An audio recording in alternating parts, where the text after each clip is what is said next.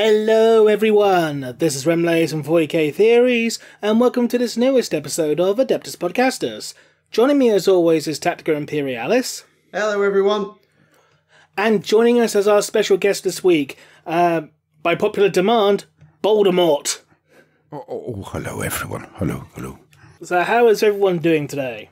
Yeah, not so bad. It's Friday, it's the end of the week, the students will be back at school soon. Hopefully. So, all's looking all right in the land of Tactica. Oh, fantastic. Everything's going quite okay here. I'm on a couple of painkillers because of a small back issue, so I do apologise if I phase out every now and again. I can sympathise with back issues, believe me, don't worry. Sorry. Yeah. Yeah. Well, I thought I'd take them so I wouldn't come on grumpy, then I realised that I'm a bit scatty when I'm on them, and this happens to me whenever I go online with anyone. So I'm sorry if I'm a bit useless. Don't worry about it. I mean, when I got first put on this new medication for my spine, I was so spaced out that I thought a pigeon outside my window was trying to fight me. Oh, yeah, that is some heavy medication, isn't it, right there? No, I'm not on anything industrial. I just don't take painkillers very often, so sorry about that. No need to apologise. Anyway, so your back's all right at the moment, though? It's all right at the moment, yeah. Again, ghost up as well, don't worry. Fair. All right, you're the only compass mentis person in the room. Oh no, my back's gone more than once. It's not persistent like it is for some others, but I've had days where my back has decided, you know what, you don't get to walk. Hello everyone, and welcome to the newest episode of the Cripplecast. We've got three Warhammer YouTubers just chatting about how their backs are bugging. That's a great start to the show. Right, let's actually start the programme now, shall we? Oh, yeah.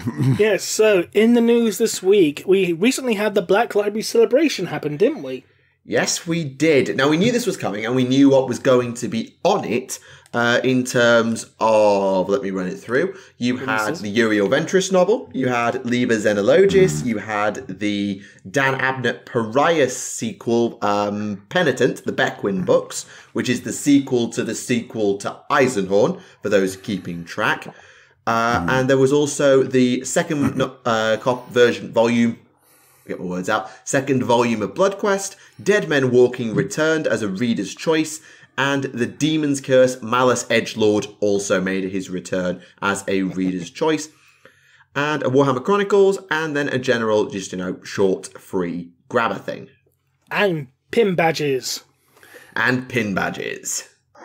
Oh, yeah, of course. Life's not complete without a pin badge. They're actually really nice pin badges. I didn't end up picking them up, but they are really nice. Yeah. I was lucky to get all the books I wanted, thank fuck for that. So, for some reason, these books actually stayed up for sale, the limited editions, they stayed up longer than most normally do, which is very surprising. So, obviously, a few more people got a chance to get one, which is good.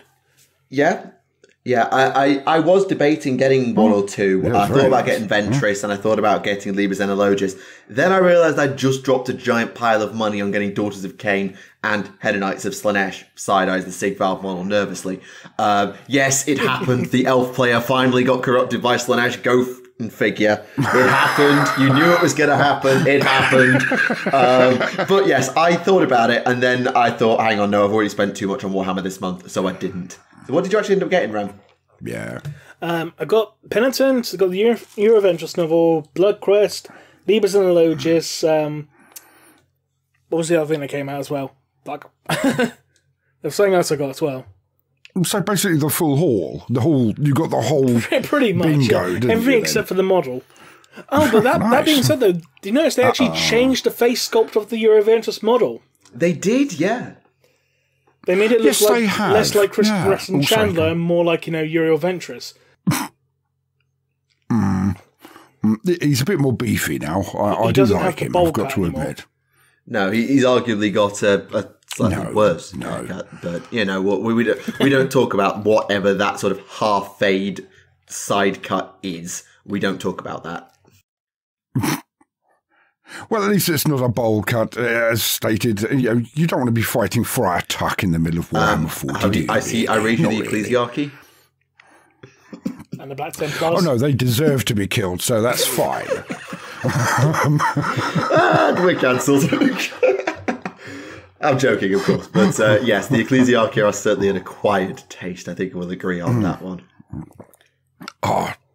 Aren't they gorgeously mad? Love them. Slight tangent. Speaking of acquired taste, in regards to the Marnius Calgar comic, Oh dear. Go on. the controversy, the quote-unquote controversy that's come from that, with a scene with Marnius Calgar ripping the head off a Lord of Skulls. Yes, I actually caught Valrak's video on that just before coming on here. I was honestly in tears. I don't know if they were joy or just desperation, really. I was just like, no, it's just too funny not to laugh, actually. But again, not mirthlessly and not nastily, not snidely, just is this where we're going now? Okay, why not? I'm all up for it. I saw Alexis commented on it, and she was like, I don't know why anyone's mad that Calgar could beat a Lord of Skulls in about 2 rounds of melee in the base game. And then Mini Wargame, I think it was probably Dave, was like, this would never happen in 8 million years. It was a proper Marmite meme. And I get the feeling it will be memed as a meme format for quite a while. I have seen some people saying, like, complaining about Calgar decapitating a Lord of Skulls with his, quote, bare hands. But I do want to point out, he does have a pair of power fists which are capable of ripping a tank apart as if it were paper. Yeah, we're talking about Papa Smurf. We're talking about a guy who basically is the thing from the Fantastic Four, if you just look at his hands. I mean, yeah, those are his weapon. What's he going to do? Gilliman. Pontificate someone to death? No, he goes smash. Exactly. Oh, sorry, that was just something I had to take that. No. I'm not allowed to have a go at Gilliman anymore after I wound up the Blue Boys fans. I saw that. My little He-Man rip-off. They weren't happy. They were not happy. Yeah, I got told I was funny. a very bad person by quite a few. I have the fair enough, I guess. That's the one. Bureaucrats. Oh! It's a Thundercats, not He-Man. No, I didn't do that, but anyway, it was quite funny. But yeah. But with the Calgar comic, the reason why this has started doing the rounds again is because the first issue is getting a re-release. There's no pre-order, so essentially keep an eye on Warhammer Community and stuff to know when it's coming out. And it is $4.99 US, just in case you were wondering and didn't buy it the first time. So yes, it will be coming to your local Warhammer stores whenever they reopen. And yes, so if you're looking for the Calgar comic, you won't have to wait all that long. And it wasn't the only major partnership between GW and a major third party announced this week, as Warhammer 40,000 is coming to Magic the Gathering. For some reason. So Wizards of the Coast are doing something called Universes Beyond, which seems to be like Magic, but in other universes. All right, sorry, you mean desperately looking for some other way to sell cards, and that's fair enough. But you know, this is reaching, isn't it? Really. I mean, I've been playing Magic since it started. Is it reaching any further than when they had the Walking Dead crossover? I didn't know about that. Oh. No, I didn't know about that at all. Okay. Now I have literally heard it all. No, I haven't played in about 10, 15 years or something. Sold a couple of my cards for like £100 each, some of them. I'm like, this is insane. £100 each? And then I looked at my plastic. Yeah. Some of the dual lands from 2nd, 3rd edition or 4th, etc., which I had, they go for ludicrous amounts. Yeah, I was kind of peeved at myself for not having more. I mean, it's not like I know we have physical models as opposed to pieces of card, but we are in no position to talk about exorbitant pricing here. We cannot talk as Warhammer hobbyists. No. I was going to go on to saying, I thought it was ridiculous. Then I looked at my collection of plastic crack and went, yeah. But in fairness, plastic crack tends to be a bit more expensive than, cardboard. I was going to say, for the price of one of your exotic land cards, I can buy freaking Techless. Yeah, exactly. I'd rather have the Techless now, I can assure you. Yes. I'm not even playing Lumineth at the moment. Still to get into Age of Sigmar.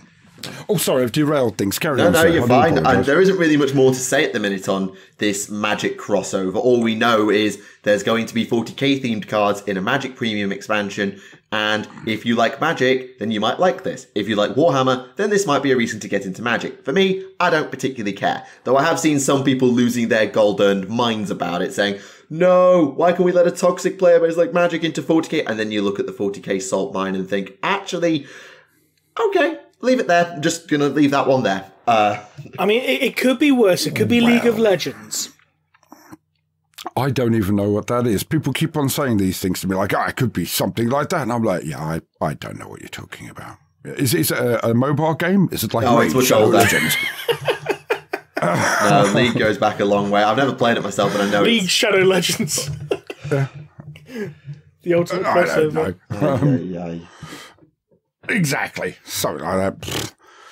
I only care if they get me to advertise. Well, they emailed me asking me to advertise, but like they offered me like an insultingly low amount of money. Oh, I probably took it. I mean, and I say insultingly low because I know for exactly how much they offered Alpha.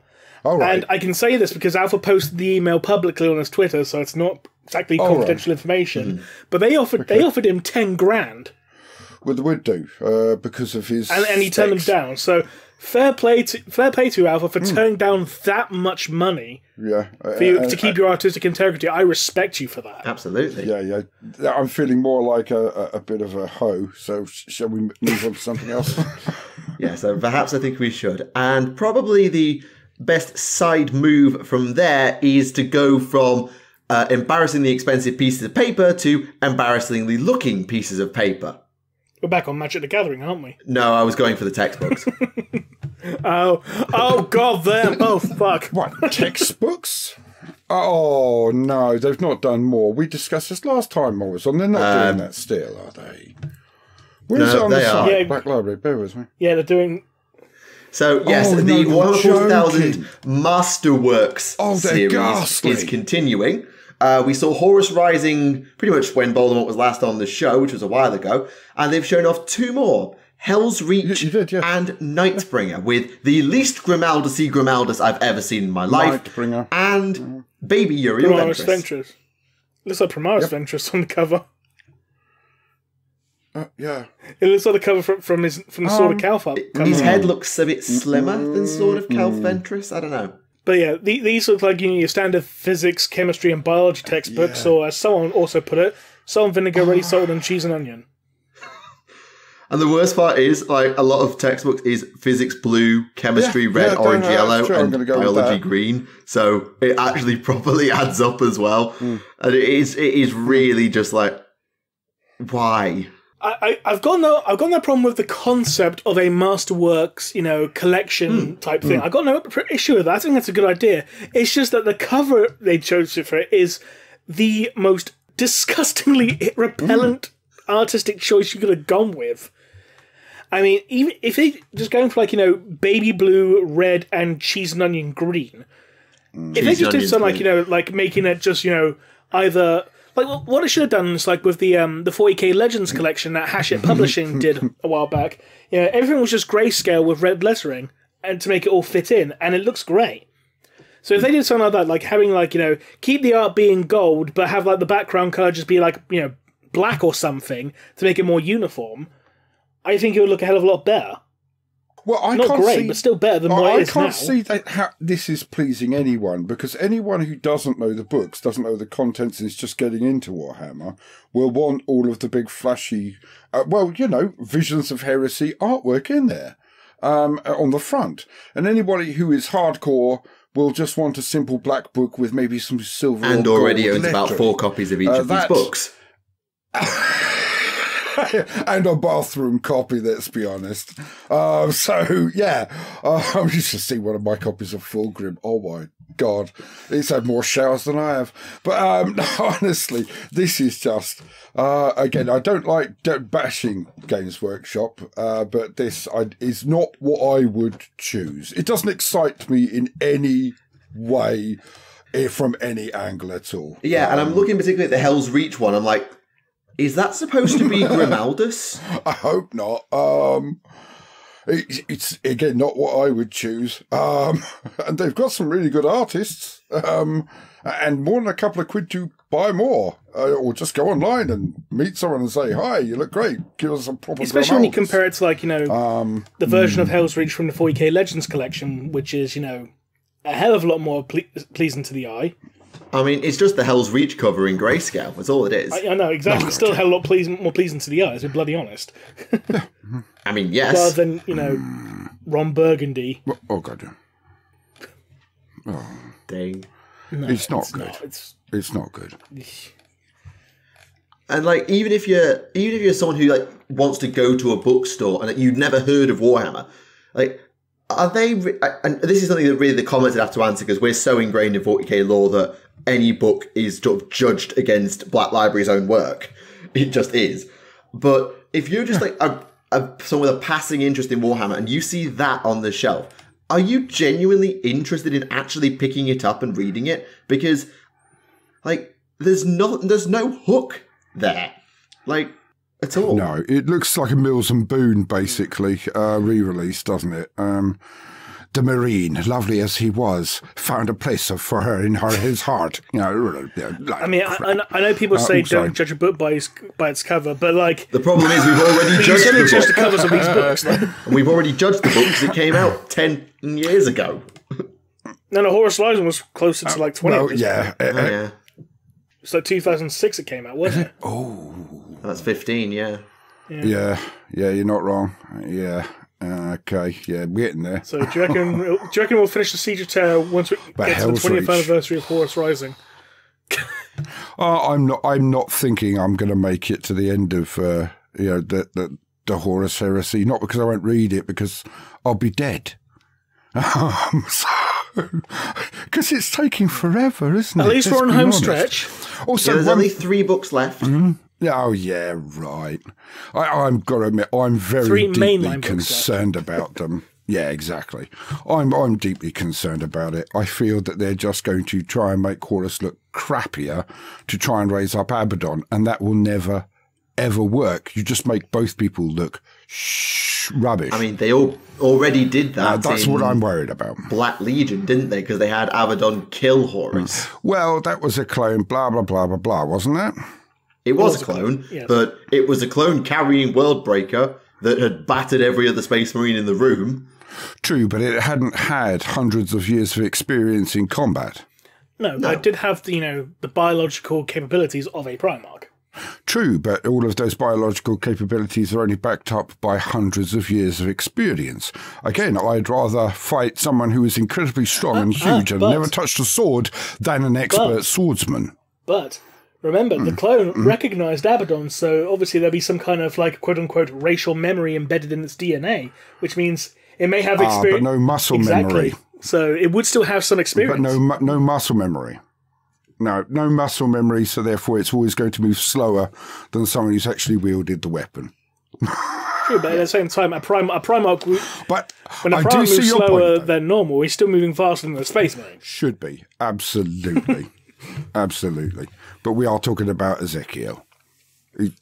Whether he's cool as the main big bad guy or not, it's still Ezekiel Abaddon. He's still got hundreds of years of experience by that point and a hole in his heart ready to be filled with the pain of the entire galaxy. I think he's got, some kudos on this one. Even if he did spend, centuries just hiding away with vengeful spirits sulking. Well, everyone needs to have a bit of a cry. He's just sitting there listening to the Backstreet Boys over and over again. Well, exactly. Exactly. He's saying, Horus, tell me why. Oh. Right, moving on. No. Yeah, probably for the best. There's actually not anything else really to talk about for Warhammer 40,000 this cycle. Like, Kill Team Pariah came out, or is about to come out by the time this video goes out. When? What, tomorrow, etc.? Yeah, I believe it goes live on sale, on pre-order tomorrow, and will be out the Saturday after this episode comes out, if I have it right. Oh, good job. We did have some Necromunda stuff go on pre-order today, like Rattus Tataskin for the Corridor gangs. Ah, yes. Oh, I missed that. Let me have a look. So yes, Rattus Tataskin and the Orlok sort of Gangers. champions. Yeah, for a moment I thought one of them literally just had a heavy bolter for an arm, then there's, oh no, it's a Bionic holding a heavy bolter. Which is a bit disappointing, because I would like to see someone just having a heavy bolter for an arm. I mean, it's called a servitor. I mean, who's not a servitor, though? In this case, no, but that's what... servitors do just essentially have a gun arm half the time. Yes, but they're not people anymore, though, are they? Yes, you're right. Robots. You're right. No. Oh, I love the Quasimodo one. Rattus Tataskin. That's one of my favourite Disney movies. Possibly not the right thing to say. I think I just got either way. I think I just got the joke with his name in regards to the fact he's got a heavy stubber. Rat-a-tata. Rat-a-ta-ta-ta. Yeah. They're never subtle. And the Orlok champion and gangers, they do look quite nifty. They've all got the same haircut. Like, they've all got the same haircut. Yeah, but they're in a gang. It's their gang colours. It's their haircut. Ha! Stop hair-shaming them. It's like how all Escher gangers have mohawks. Okay, yeah, fine. I rest my case. Yeah. And all Goliaths have mohawks as well, funnily enough. Well, it's simple. It's low maintenance, a mohawk, really. Not as low maintenance as the Delac, because the Delac just shave their heads bald. Well, obviously, that's if I were going to play the game, I'd definitely be them. I can't wait for the Redemptionists to come out, just so we can play with the flamethrower chainsaws and the flamethrower shotguns. I know there's no weapon that's not improved by the use of flame in it. Definitely in Warhammer. All we need now is the flamethrower combat knife. Isn't that just like the Fallout shish kebab? I have no idea. I never used melee weapons in Fallout. I didn't think it was supposed to, really, but yeah. I'm pants at first-person Whenever shooters. I play Fallout 3, for example, I just, gravitate straight to Enclave armor and using the laser rifle. I'm just awful at them. I'll go on the first mission and get my head turned into a canoe about 15 times and go, oh, sod it. Back to the third-person shooters, Sorry, the tactical games, 4X stuff. Yeah, that's fair. That's more than fair. But I have to be honest, as much as we've spent a good 20 minutes talking about all the different things for 40k and all that, this sort of week news cycle was dominated by Age of Sigmar's most recent preview, because they got an entire online preview to themselves in Lords of the Mortal Realms, which showed off a bunch of stuff for the AOS base game and gave the full reveal of Warhammer Quest Cursed City as well, complete with ogres that are undead, a vampire who looks like but actually isn't an ogre, apparently, much to the sadness of the internet, and a giant pile of really interesting and unique models for the next saga of Warhammer Quest. I also want to point out the fact that, you know how everyone made comparisons to Cursed City and Bloodborne? And the fact that some of the enemy minions in Cursed City are called Bloodborne. It's like, you're not even trying to be subtle anymore, GW, are you? Again, GW, subtle, don't go together. No, exactly. We know what we're getting. It's all on the tin. But I do like some of the hero characters. Like, you can make some really cool, Inquisitor conversions and stuff for them. Like, the Witch Hunter who's got, the stake shotgun, for example. He'd make a great-looking Inquisitor. Yeah, he was shown a few weeks ago, and he is a really interesting model. You've got a Caradron Commodore, if you want to roleplay as a squat, with, steampunk squats. Okay, why not? You've got the Canothiar. I was just going to say, you've got a nobleman who looks like he's got a massive samurai sword and a flintlock pistol who would make an absolutely excellent rogue trader. Yeah, he would. And this is something I pointed out when I did my video on this preview, is the way he's walking. Where do I see these pictures? Because most GW models, when they're showing forward motion, they've got one foot flat to the ground and the back foot sort of pushed up on the ball of the foot. Or if they're going for super leaping motion, they might have both feet on the balls of their feet. But this guy, he's got one foot with his ankle and his heel down and the other with his heel up. It actually looks like he's naturally walking. because that's Casually. how you walk. He's being very casual about it, yeah.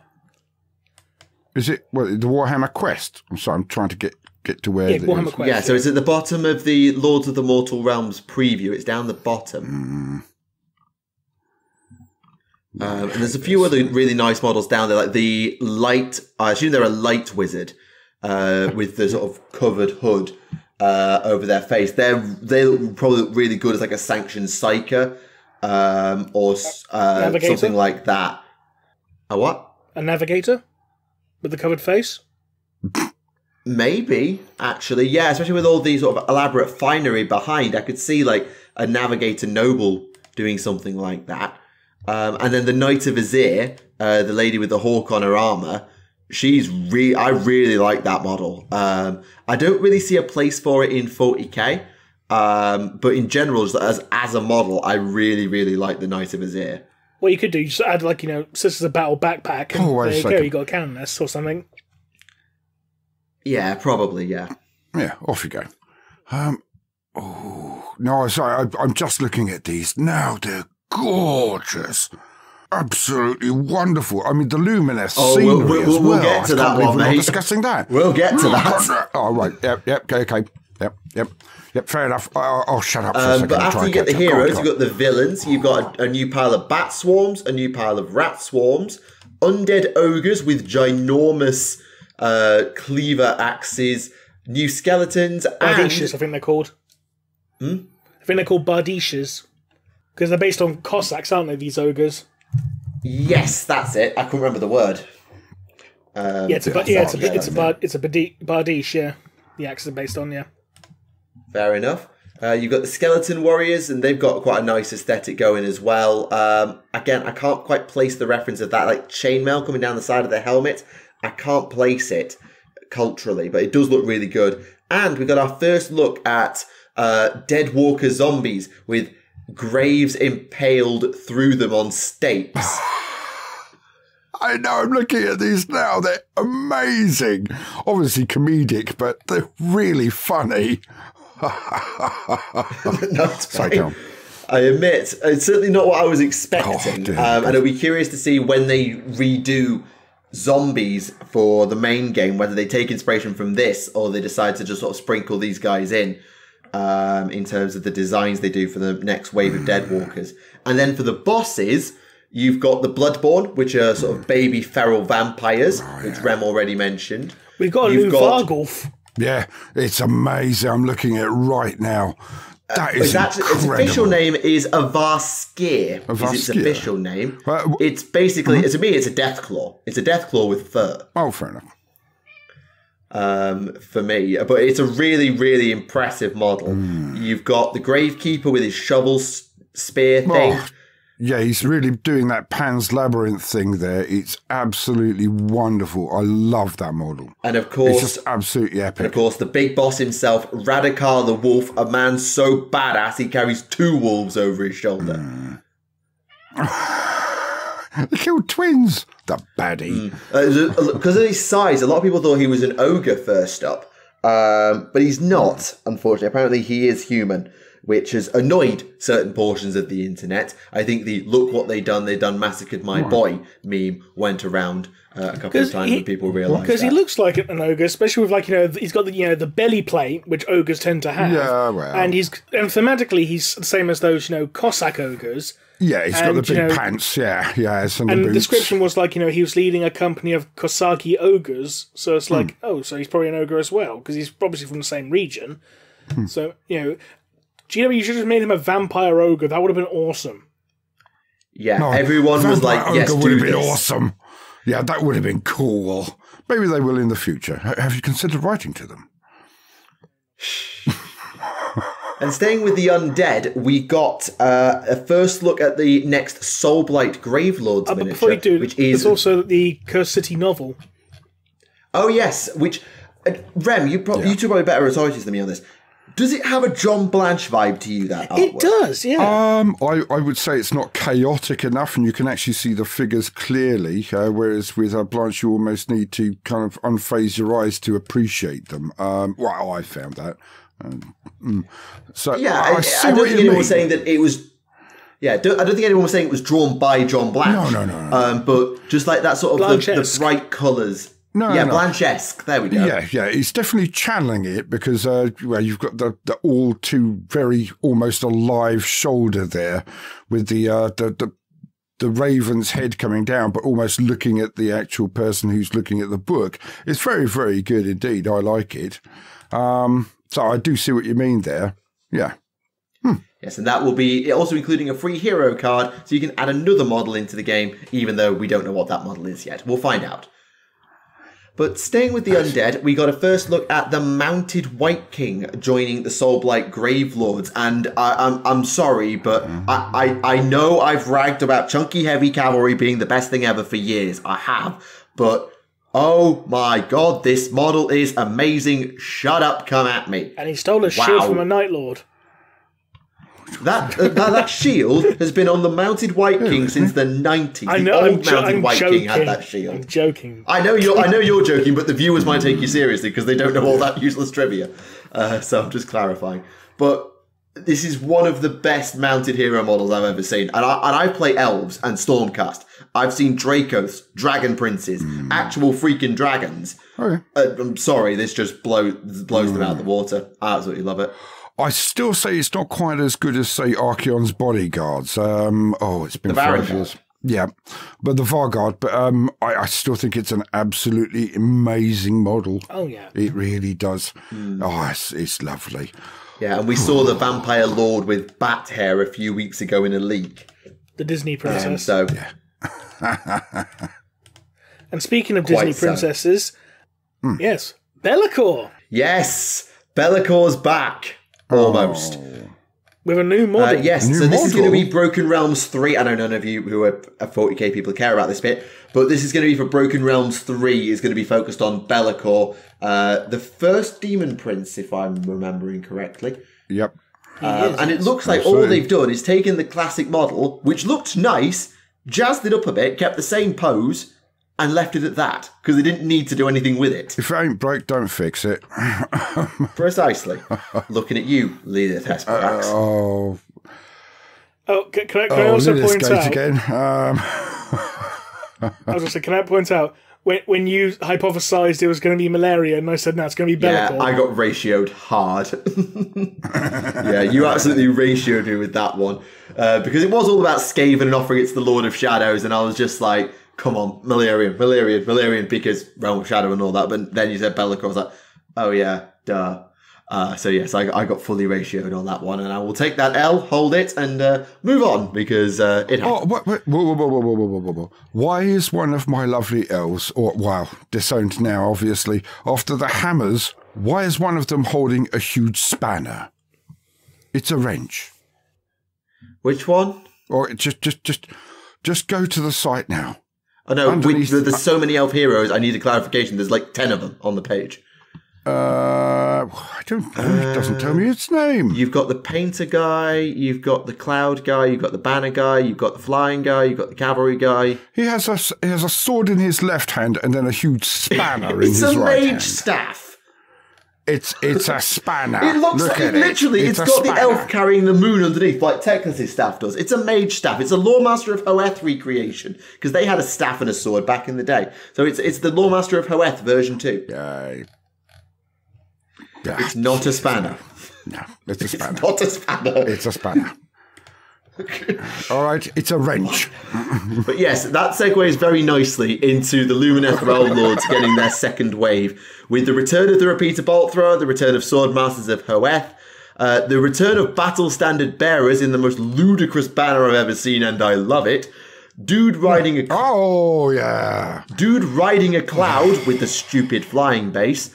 It's Goku. Guy with stilt shoes and a floating scroll, which is the one model I don't like. And then the twins, who are one of the most precarious poses I've ever seen, and I need to rebase them immediately. It's still more stable than Saint Celestine. Stable, yes. Actually not going to survive snapping because she got one toe balanced on his banner? No. So I'm going to rebase those two, I think, when I get my hands on them. You don't play Harlequins, do you? No. No, I've played against Harlequins, but I've never played with them. Yeah, it's a bar. It's not very good. No. And of course, the best model of the day was the Shrine Luminor, that terrain piece. Oh. Yeah. The flying waterfall. Yeah. Just yes. Into my veins you go. Yes, please. Oh, yes. See, again, I don't always agree with everything that happens with Age of Sigmar and stuff. Obviously, ignorance, not arrogance. But that just, you can't knock that.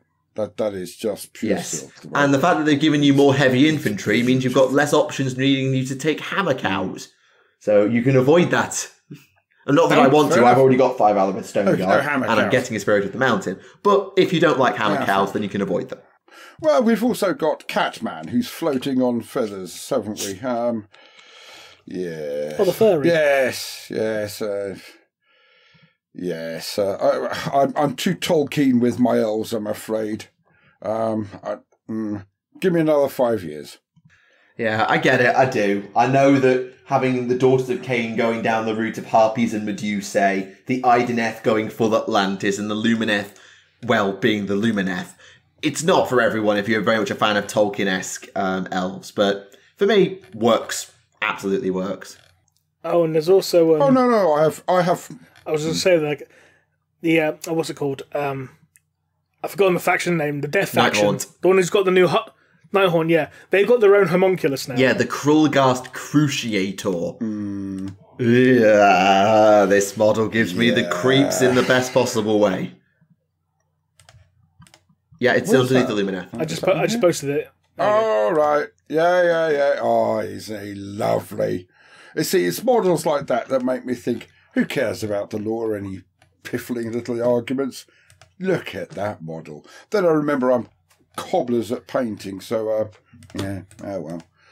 It is. And they followed it up with Captain Superhero Landing. Guard of Steel Soul. Iron Man. Yeah, I know. I've got hero clicks on Yeah, that. I mean, as someone who played Stormcast for a while, I really like Guardus because he's actually taken from Josh Reynolds' Hallowed Knights novels. He's one of Josh Reynolds' characters.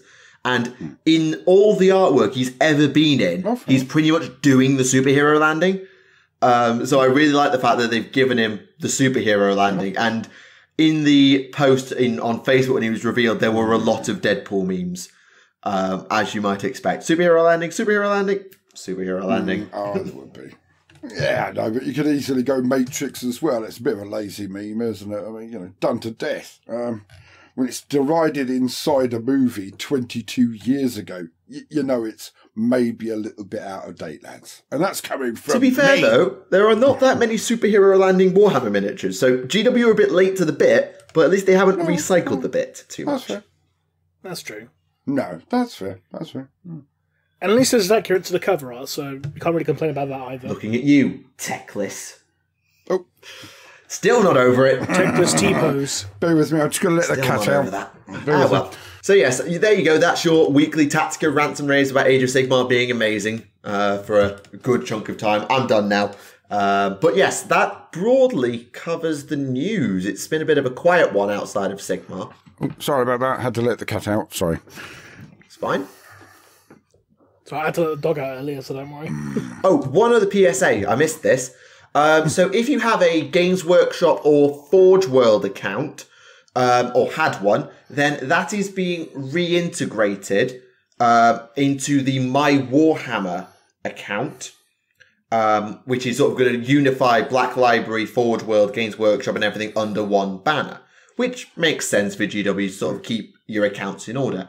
And what they're doing is, I don't know when it expires. They haven't said when it expires. You might need to read the T's and C's. But, 25th of... Oh, it's already over. Never mind. It's already over. I say, there was a competition where if you filled up your basket, you didn't have to buy anything, but you filled up your shopping basket with up to £300 worth of stuff, then 5 of them were going to win their baskets for free. But that was now closed, unfortunately, and hopefully, well, maybe not, but maybe soon we will know who got the lucky wins. We don't know if GW is going to announce it or not. We shall see. It'll be the people who put the least amount in their baskets. So like, hey, you put like one pot of paint, you win.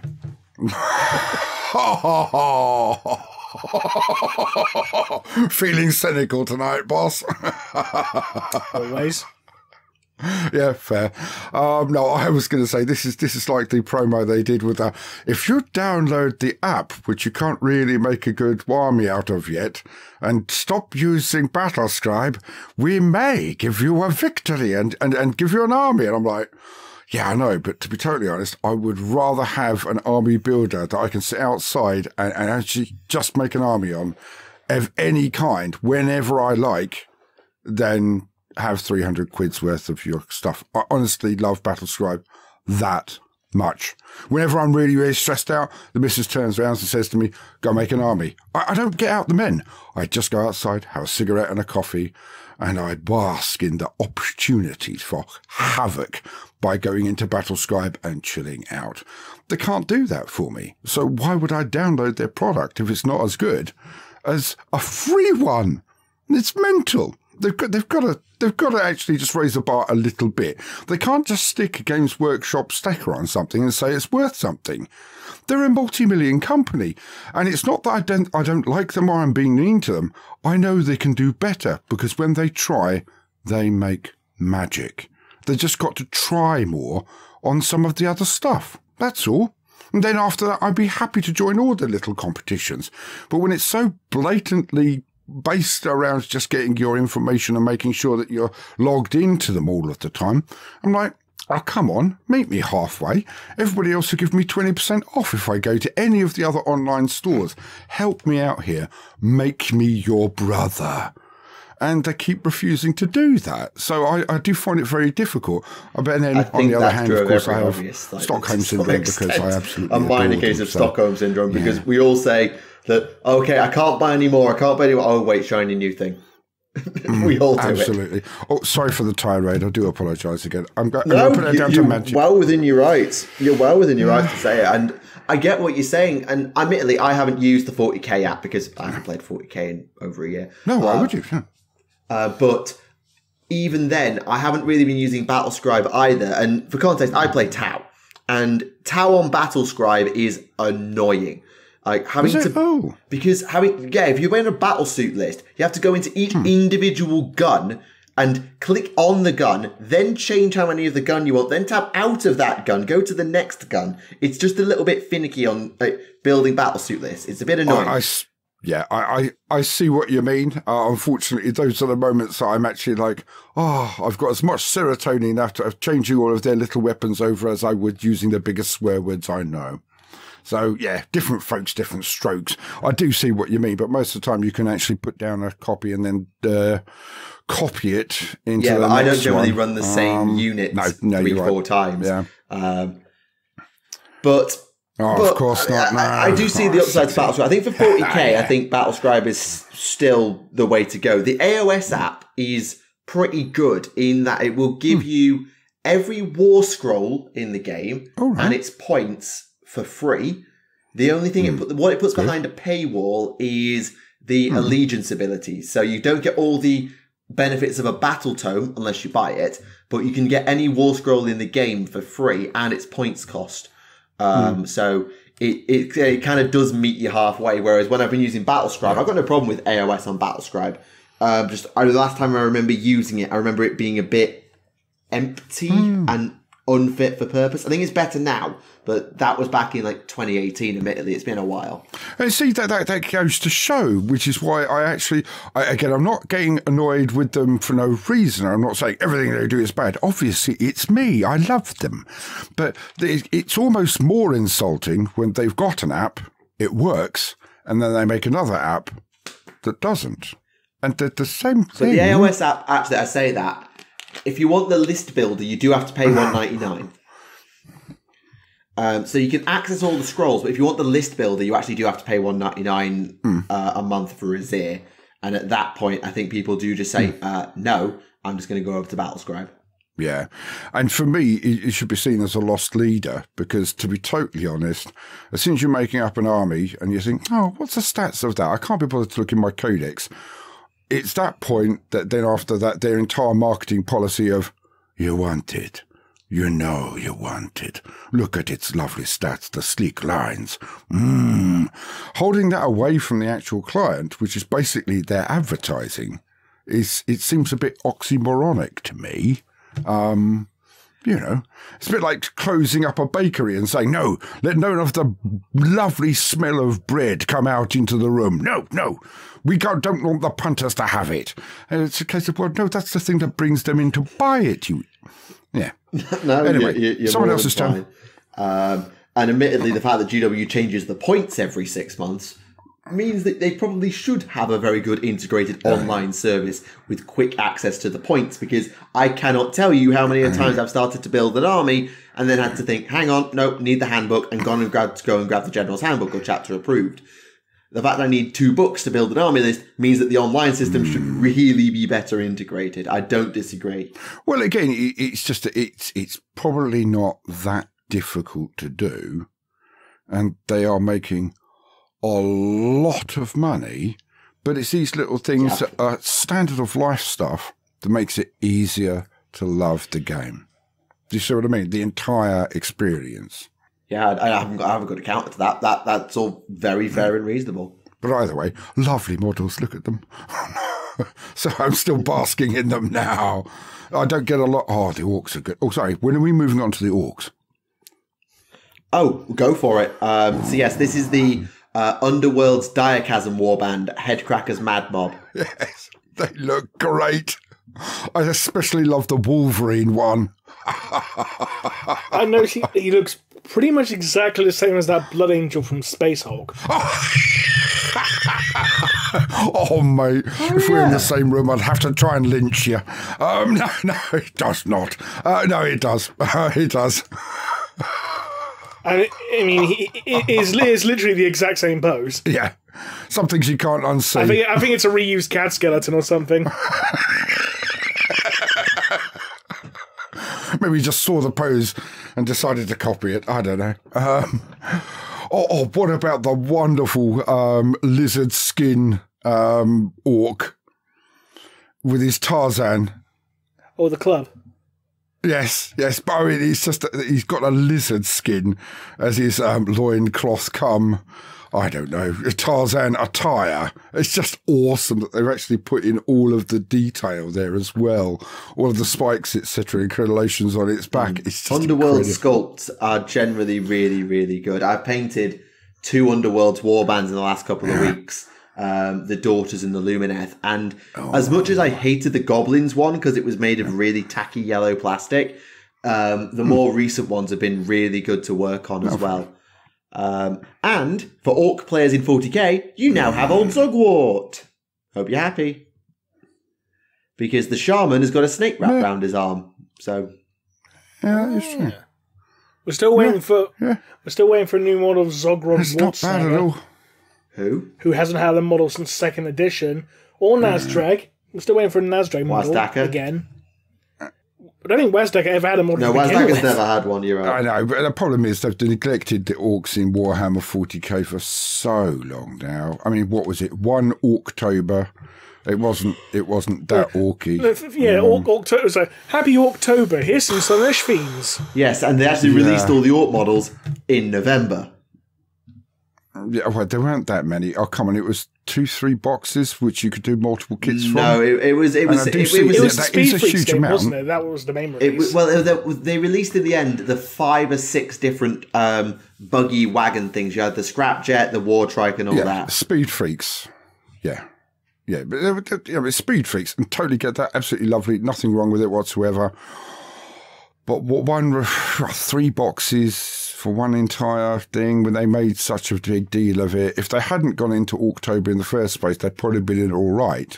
But something I moan about on a regular basis is their product is good. It's brilliant. Their advertising is too much, you know? And then they're leaving things for too long.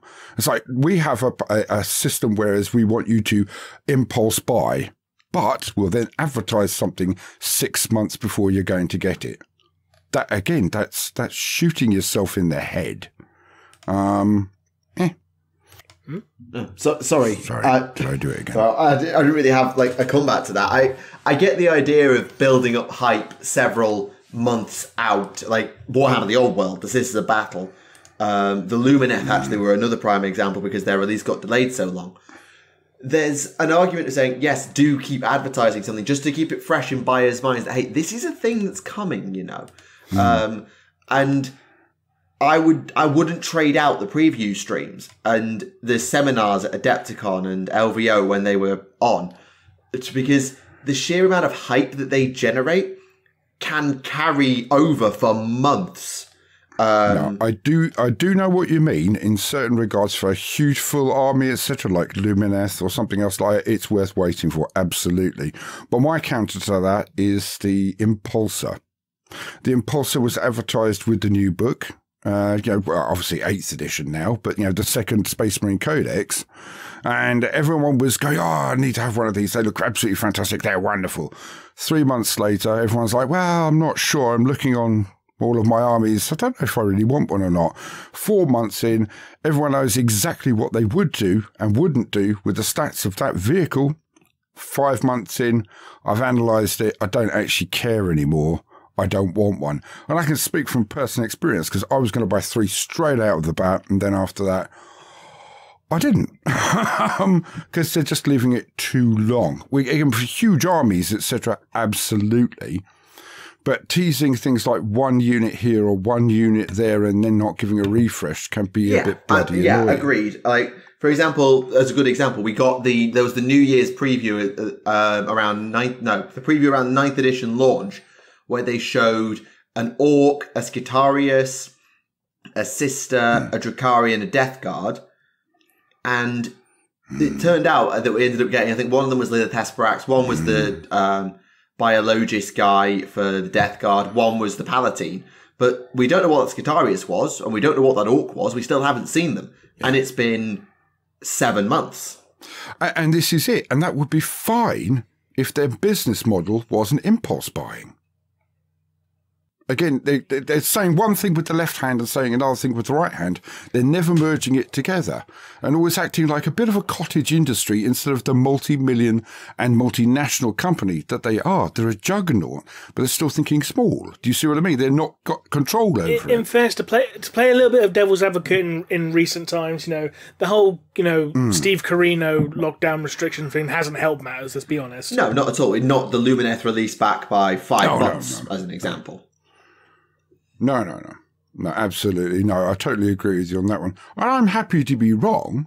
It's only a perception I have at the moment. If there's further information, happy to be wrong. You know me. Agreed. It's difficult because as much as I don't impulse buy all that often because I don't have much time to work on models, I generally think, okay, I'm going to buy that box here and be done with it for a bit, and then I'll get that one when it's ready and so on.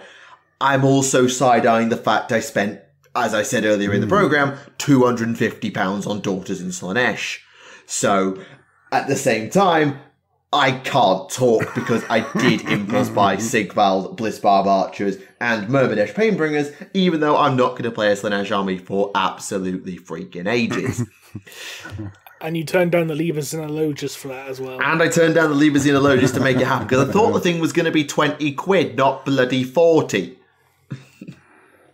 Again, if it's anything like the Liber Chaotica, which is about the size of a Horus Heresy Black Book, then it'd be a good deal. Yeah, it is what it is. Yeah. It's done now. It's gone now. Yeah. But I think that does segue nicely from books about to come out to books most people haven't got yet because they don't have agents. And well, before I do, there is one thing I do want to point out from a completely different story whatsoever, which brought to my attention, which was completely out of left field. This. Yeah. Gene Stealer's turning up in Blood Bowl. No. Yeah, it's a short story called The Skeleton Key, which is from the Death on the Pitch anthology. This story in particular is by David Annandale. It's actually about a game of Dungeon Bowl specifically. Yep. I did love that. And you have like two characters, like a human player and a mummy player, being knocked through a magical portal, and they teleport in the middle of a battlefield between what appears to be the Necrons and the Nids, and Gene Stealers start chasing after them, and it's pretty much confirmed to be Gene Stealers because they're described as 4-armed monstrosities with huge claws and violet-hued heads. Yeah, that'll do it. Yeah, that's definitely. So another ball comes out. They go back in after grabbing the ball, making sure they carry out with them. A Gene Stealer pounces after them and actually goes through the portal with them. And I have a bit of an excerpt from when the Gene Stealer turns up on the actual Blood Bowl playing field, because it's so round. Because the dialogue's purely from the commentators at this point. Yeah, it is. Where is it? Okay, the monster tumbled into the vortex and vanished. Okay. And we're back. Cabal Vision and the College of Magic wish to apologise to viewers for the technical difficulties, but it looks like we have eyes on the game again, and Bob... Jim, what is that? I'm at a bit of a loss, Bob. I can tell you that there are no records of any player matching that description. Well, it has the ball, and look at it go. It's tearing through the opposition like nobody's business. It's pounding through the skeletons like they're not even there. The cleanup teams are going to have a lot of smashed bones to pick up after this is done. Gotta say, though, Jim, it doesn't look like your typical Bright Crusaders player. It doesn't, Bob, and, it doesn't look like a champion of death either. Nope. It'll be a small comfort to Harold Goldstar, but his was the most efficient decapitation I've seen in the score of championships. What a move, Jim. I'm telling you, if we had this player back in my day, I can well believe it, Bob. Meanwhile, there's still no sign of the star players for both teams, and this mysterious new player is on a rampage. That's no metaphor, Jim. No, and the Bulls seen better days too. It's just a flapping pig's bladder now. Please, Bob, a deflation scandal is the last thing we need to think of right now. The ball is still technically in play, even if we don't know for whom. And the player is barreling south and... I don't believe it, Jim. Neither do I, Bob, but that's an end zone. Whose? We still don't know. I guess we won't know until both have been revealed. Is it going across the line? It is, Bob, and it's a touchdown, I think. Ouch. Well, that was bright. And, Bob, I've just been informed that the creature's touchdown has been ruled invalid because it was not clear whose team he was counting for.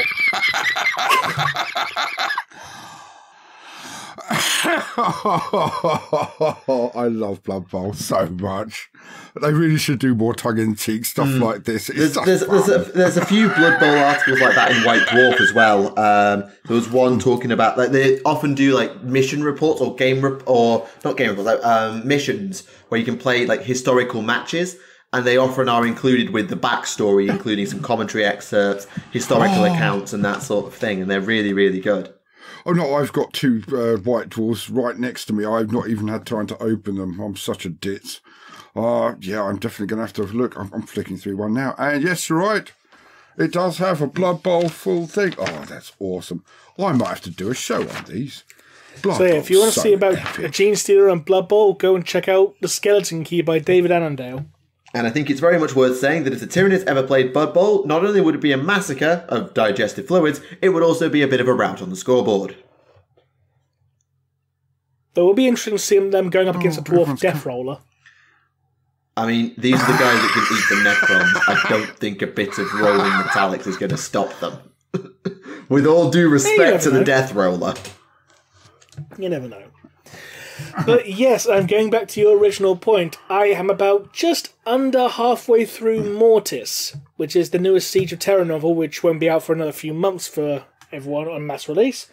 And there are quite a few interesting things, so consider this your spoiler warning. Here we go. Skip ahead to the timestamp in the video description to avoid spoilers. Yes. So, just as a quick recap for the viewers, where were we at the close of Saturnine? I don't know if they're connected, but where were we? Saturnine, after Saturnine... hang on a minute, Baldermort, you're reading Saturnine, aren't you? It's all right. It's all right. It's an occupational hazard of being a crap slow reader. Go for it. Right, so basically, at the end of Saturnine, I say Horus, it's not even Horus, it's Perturabo's Saturnine Gambit has failed. This Gambit to try and breach a supposed weak point in the palace that has failed, and that's resulted in the death of most of the Mournival, with only Abaddon surviving, and Fulgrim had a tantrum after having the shit kicked in by Rogel Dawn, and so the Emperor's children have basically abandoned the siege. Jesus Christ, I didn't know it was going to be that bad. So Aximon's dead, and Fulgrim gets his head kicked in. Oh, God. Anyway, carry on. There are a few other deaths I haven't mentioned, so don't worry. Good. So... we pretty much kick things off by having Perturabo being summoned to the Vengeful Spirit by Horus's equerry. Basically saying, Horus the War Master demands you go meet him on the Vengeful Spirit. Okay, you wanted to see me? It's like, yeah, I heard about Saturnine. You know, that thing you didn't talk to me about, and I had no idea about, and now I've lost a good ton of my warriors and pretty much my entire Mournival. I'm not happy, Pert. I'm not happy. Gives Perturabo a bit of a chewing out, and basically tells him, right, you're now going to launch an attack on the Mercury Gate. Perturabo's like, but that's the single most heavily defended gate. I know. What the hell makes you think we can break through that gate? Because I said so. And Perturabo's like, fuck this shit. Yeah, so essentially he's... what was the one where the Raven Guard were thrown away and then went and made Mark 6 the best thing ever? Yeah, I know what you're referring to, but I can't remember the battle off the top of my head. Yeah. Yeah, you're talking about, big massacre. I know the one, 2 or 3 of the other Primarchs were telling him we should do it, and he was very pissy about it, old Corvus. So, which is fair enough. In preparation for this assault, the traitors start mustering the Legio Mortis, which is the single largest Titan Legion, loyalist or traitor, and the entirety of that legion had been held in reserve at this time. Yeah, so now basically, no matter how well the loyalists were doing, the largest Titan Legio was still in reserve. Exactly. And now the entire Legio Mortis is now marching upon the Mercury Gate. Now the loyalists find out about this, and basically like, okay, we need to reinforce this gate, but we can't actually take our forces away from anywhere else, otherwise the traitors will just attack there. So they're going to have to commit their reserves by deploying the Legio Ignatum, the Fire Wasps. But the thing is, the Legio Ignatum is nowhere near as large as the Legio Mortis. So, to aid in this, they've got like some remnants from other Titan Legions, like the remnants of the Legio Solaria are going to be walking with them and stuff like that as well. Now, while these preparations are happening, Horus's equerry, I've forgotten the bloke's name. Malachus, right? No, Malachus is dead at this point. Oops. He died in Slaves to Darkness. Oh, yeah. He died bringing Horus back from the dead, basically. But yeah, he goes into Perturabo's chamber. Right. Forex is there. Perturabo's equerry's there. He's like, he doesn't want to see us. Like, I don't care. I'm the War Master's equerry. I can go where I want, bitch. Perturabo, the War Master has more orders for you. You're going to go and do this with Mortarion. Perturabo, are you listening? Perturabo's just sitting there in his chair, where he's normally watching all the data streams and that, but he's not even watching them. He's just basically staring off into space, vacant look on his face. And essentially, Perturabo just goes, fuck it. I'm done. I'm sick of this shit. No, I'm going. It's like, what do you mean you're going? It's like, Horus has turned this war from a war of legions into a war of monsters and beasts. This is no place for my legion. The Iron Warriors are mustering, and we're fucking off. We're leaving Terra. Ouch. And Horus Equerry's like, if you do this, Perturabo, then when Horus takes the throne, he's going to hunt you down. And Perturabo just looks him in the eyes and says, so be it. Or as I like to interpret it as, I'd like to see him fucking try. Bear in mind that Perturabo would have his butt kicked across the entire galaxy by Horus at this point if he wanted to. Just bear that in mind. Yeah, but I thought Fulgrim would take the was it Dawn, and obviously this is demon-powered Horus, though. This is Horus that nearly killed the Emperor. So, but don't forget though. I know, but that's Fulgrim in demon mode getting beaten up by Rogel. Do what? And also, it depends. Hey, guess what? This might be saying up to Iron Cage.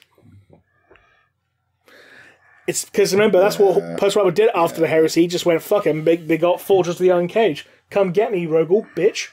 But yeah, at this point in time, the Iron Warriors have left the siege. Horus has now only got 5 legions. No, not even 5. There are 4 legions under his command. Not 4 legions under his command now. Yeah, because the Thousand Sons are kind of donezo. The Iron Warriors are gone. He's got the Sons of Horus, the World Eaters, the Death Guard, and who's the other one? Word Bearers?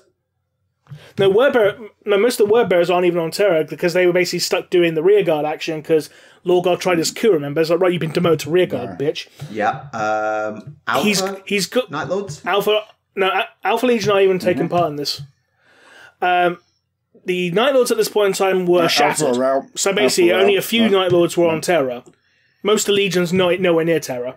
Yeah, so it must be then he's got a few remnants of the Thousand Suns, maybe a few remnants of the Thousand Suns, few remnants of the Night Lords, and a couple of word bearers who were with him because he had what's it, Zardu Layak, Zardu Layak's group with him.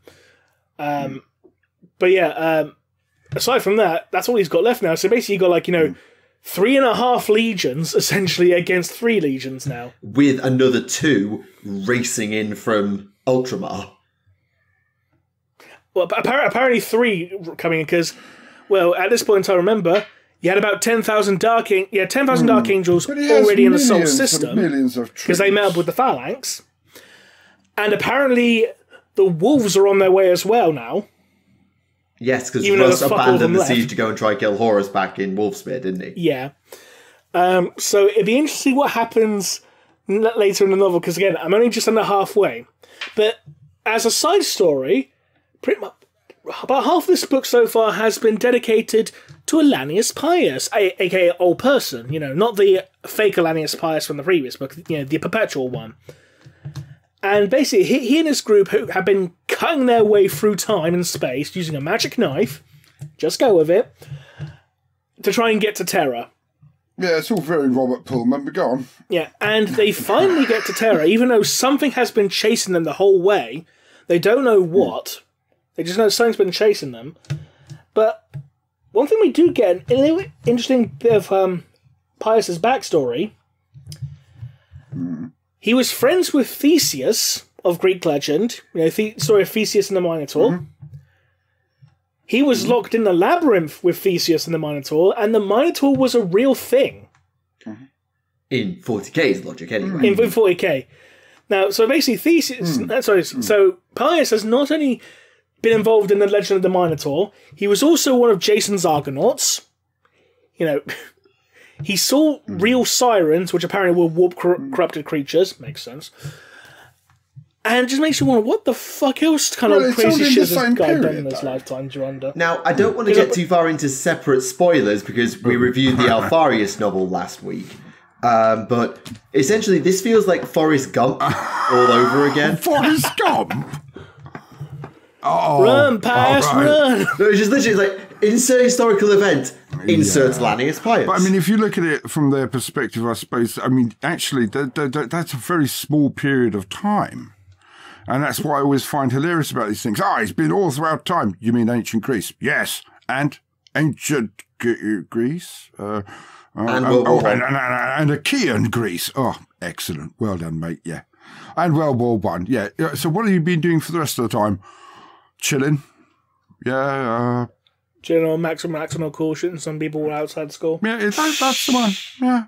So I do wonder what they've all been doing all these times. I mean, if they had epic kind of obsessions, which means they would have to then become the best there is possible at one particular thing, I would understand it. Because, a hobby eats up time, like a couple of 1,000 years, I guess. But otherwise, it's just, what are you perpetuals actually doing ever? And he's still a Catholic as well. In the 31st millennium, he's like the last Catholic as well. Yeah, I'm not touching that with a barge pole, mate. No. So yeah, sorry, Catholic. So anyway, Pius and co. arrive from whatever's been chasing them on Terra. Right, they're on Terra now. Yeah. They arrived in basically what is the remnants of Greece, and they're like, okay, we need to try and get to where we have to. Okay, this way. Off we go. Because Pius is apparently trying to meet up with John Grammaticus, who at this point has been taken by the Eldari, right? No. At this point, John Grammaticus is also on Terra, because remember last time, he met up with Erda. Primarch mummy. Oh, yes. Sorry. Too many blooming names moving around at once. Hard to keep track. So, I assume later on in this book, we're going to have a reunion between Pius and Grammaticus, which should be interesting. Mm-hmm. But yeah, and that's pretty much it so far. There was one thing that I find a bit weird, because in the last book, from what I can recall, Chagatai Khan basically fucked off from the palace to try and fight the traitors around surrounding cities, and try and stop the traitors from attacking civilians. Emperor's children, cough. Yeah, but in this book, they're still in the palace, so I don't know if they just came back or what. Well, they are a legion. I mean, I'm sure some of them stay behind. Yeah, but Chagatai Khan had fucked off, but he's still in the palace at this point now. Okay, you got me. Yeah, bugger. Maybe it's a flashback. Maybe. Is that a flashback? It could be a flashback. Flashback, flash forward, flash dance, flash bang. Exactly. It worked for The Witcher, didn't it? Now this all raises one question, to me at least. Many questions. If Horus is as down on numbers as he is, which he is, why did the Emperor feel the need to go and fight? We know, obviously, that the gates are going to break and the World Eaters are going to storm the palace and diddly-diddly-dee. We know this. But something has really got to give, because at the moment, with all due respect, the traitors are getting battered. They're getting absolutely battered. And I know that's how siege warfare often goes, is that it's not just walk in and steamroll the place. Yeah. It's not how it works. But you have to wonder, how the traitors are going to turn this around. Horrible. I'm assuming Mortis smashed Mercury Gate open, allowing more gates to be broken as they flood to defend that, and then you get the iconic Angron or Khan made the gate first type thing. But at the minute, the traitors are getting battered, and you wonder why the Emperor even felt the need to bother teleporting up to the Vengeful Spirit in the first place. But I mean, this goes by an entire huge thing I have at the moment, which is when you judge a man by his enemies. If Horus is pathetic, and all of the Chaos Primarchs are just a bit flotsam and jetsam, that actually makes the Emperor and all of the Primarchs who are loyalists look weak because their opposition is so poo. So they've got to pull something out of the hat to bring it back, as you say, because otherwise this is all a paper dragon and nothing makes sense anymore. And again, people have that great, they gotcha moment, the reveal, we subverted your expectations. I'm sorry, mate. The most difficult thing in the world is to tell a story that everyone knows or thinks they know and still make it magnificent. The easiest thing in the world is to say, well, you put your left foot in front of your right foot to walk. In this universe, you don't. That's not clever. It's not creative. It's not brilliant. It's not entertaining. You're doing it badly. I'm not saying that's true of these books. I've not read them. It's just I don't like that we're going to change the plot line and everything that's happened here just for a couple of book sales, when eventually in 5 years' time and it's all finished, they'll go, sugar. Yeah, because to borrow from... Pooped on all of our characters. To borrow from one Adam Blompier, your top babyface is only as good as the heels he overcomes. The Emperor is only going to be as powerful as Horus is, because the two of them fight each other to the near death. Yeah. So if Horus and co are booked very weakly and don't look like they actually really stood a chance and fluked their way through the gate, then suddenly the Imperium looks kind of pathetic. No, maybe not pathetic, but certainly doesn't look... But it looks like they just got unlucky and scrambled to cover their own butt, rather than, it being a clash of gods and titans and diddly-diddly-dee. So I think they're going to have to be very careful, because we're already, remember, this is book 5 of 8. Yeah. We're 4.5 books deep, and they haven't broken a proper gate yet. Well, I think they've broken a few outer gates. They've taken the outer palace. Basically, all the defenders are now clustered around the inner palace now. Yeah. But I mean, the inner palace, I mean, when we talk about these things, it's like, well, they've taken the outer wall, they're going towards the inner wall. You think it's going to be 50 paces. It's half a continent. Yeah. They are hundreds of miles from the palace. So, there's plenty there to make both sides look There's also great. one important thing the traitors do have over the loyalists. They have control over the spaceports. Well, I mean, Jag's going to Yagatai will be taking back the Lion port at one point, or he should be. Well, he hasn't yet. But one thing the loyalists have is if they hold out for long enough, there's 3 legions bearing down on Terra with all speed. That has to be borne in mind as well.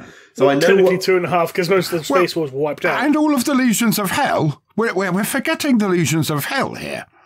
That they count for quite a lot. Yeah, well, until the psychic defenses stay up, but in which case demons can't do shit really once the psychic barriers are still up, because I can't walk past this wall because there's a fucking wall of psychic fire in a way that I can't go through, otherwise I'll die. Yeah, no, but the glyphs should be smashed very soon in certain areas at least, because all of the previous 30 years of knowledge stated that it was the levels of the amount of the Neverborn were there as well that made it such an overwhelming force. Yeah.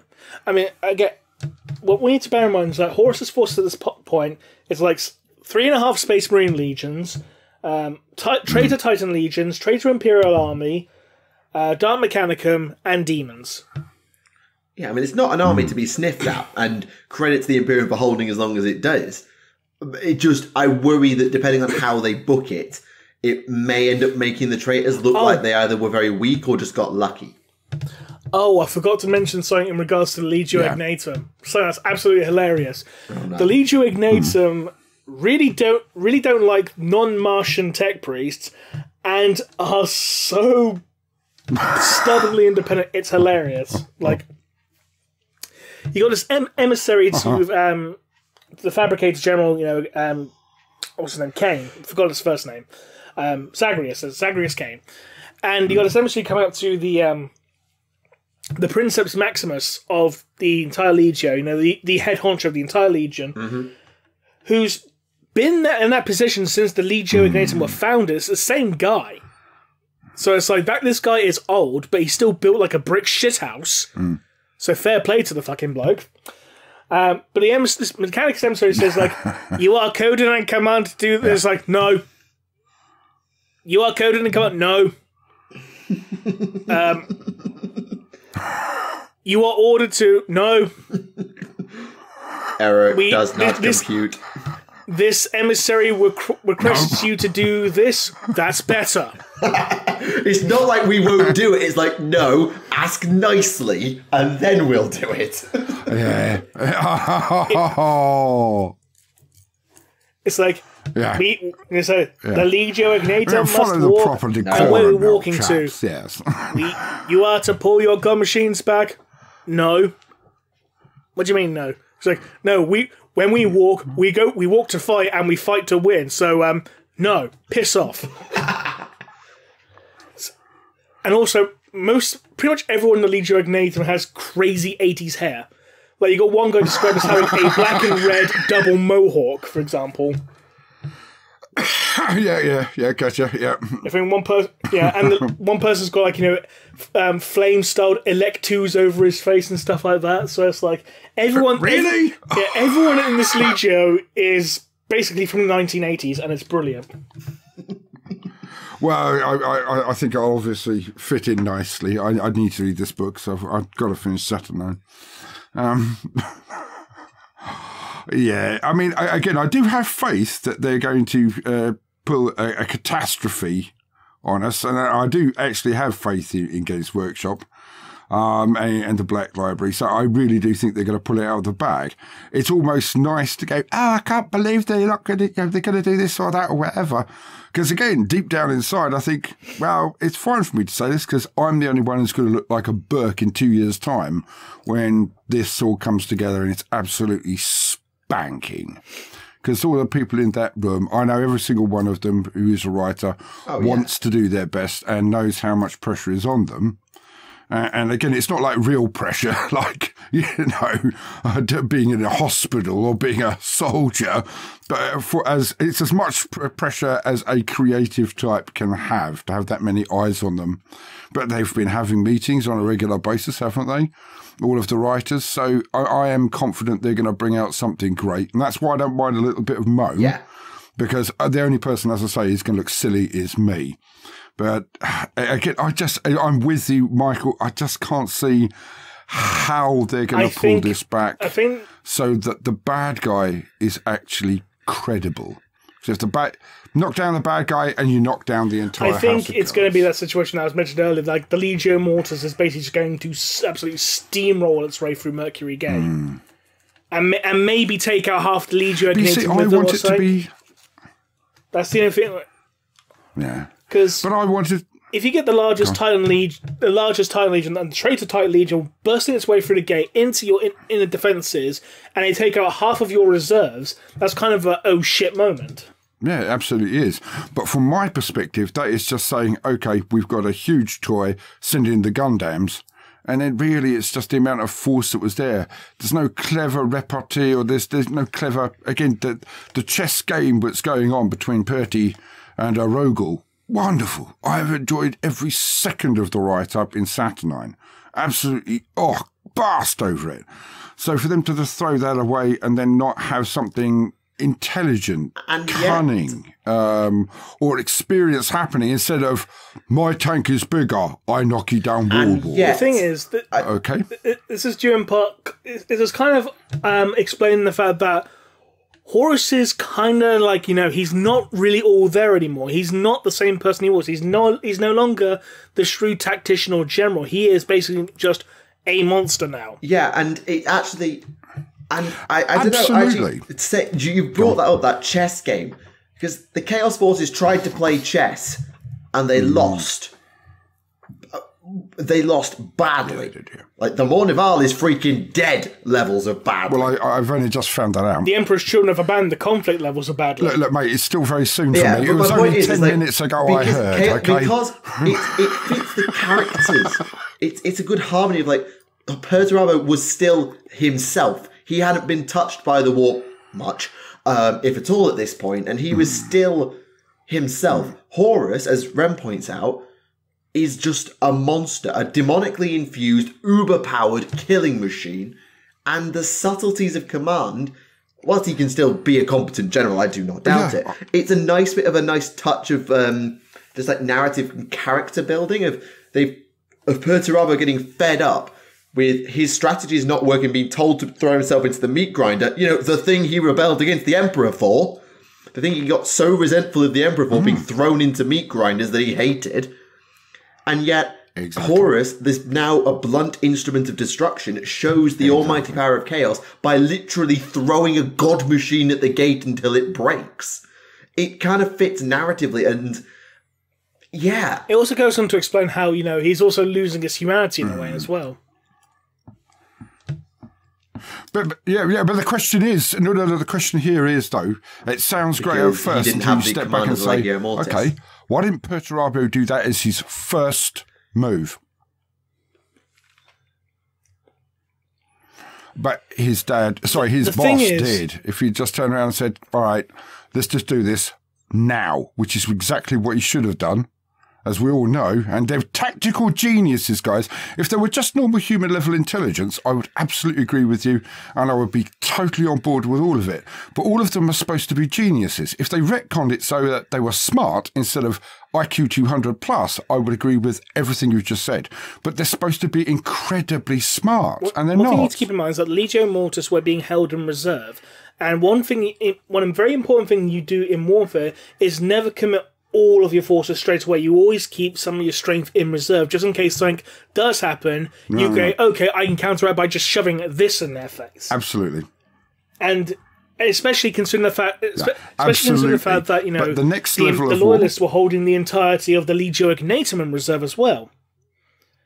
So basically, no, I do see what you mean.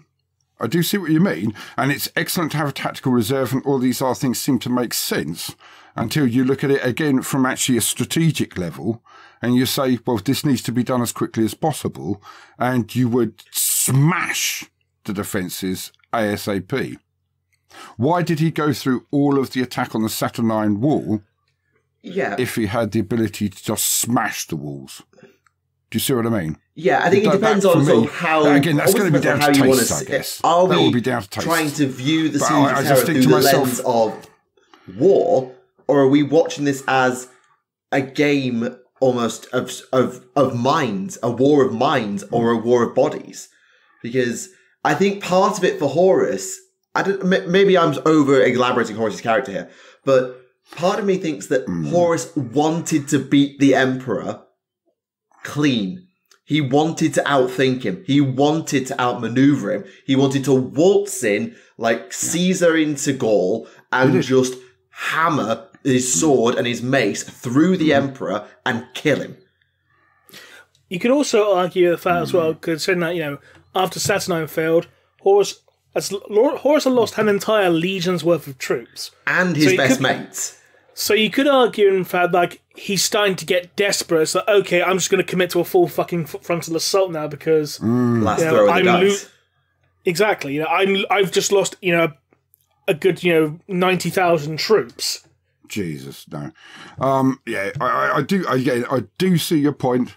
I just wish it weren't down to who's got the biggest toy, because, again, that just doesn't work for me. But, again, that's me. Because, again, when I look at a Siege, etc., we've all played them on Total War, but we've all read them. We all know about them.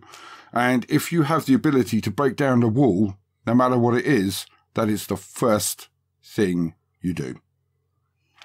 So for me to have the bugbear sitting in the background, well, we've got this huge knocky-down wall thing that kills everything, but we'll just wait until we've spent, used up some of the arrow fodder.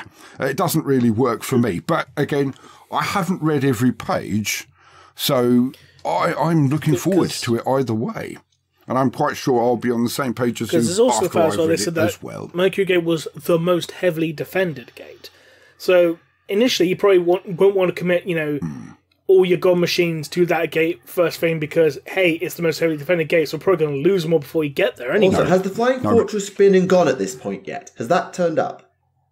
Yeah. Not that I've seen yet in this book, but again, I'm only just under halfway through, so good to know. Yeah, because I feel like the Flying Fortress was used by the Fists on the Iron Warriors.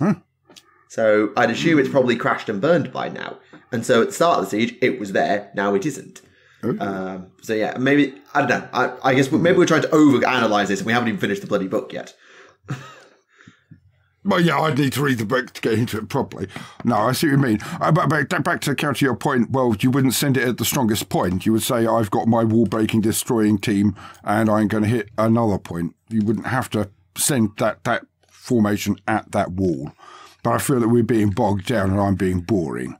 So I'm not going to agree with you. No, it's more than fair. Sometimes having that, sometimes having that debate, I wouldn't have come up with half the stuff I've said in this debate if I wasn't being forced to think about it myself. So having that challenge and coming at it from multiple angles is always good. A healthy debate is always better than just saying yes, yes, yes, okay, yes.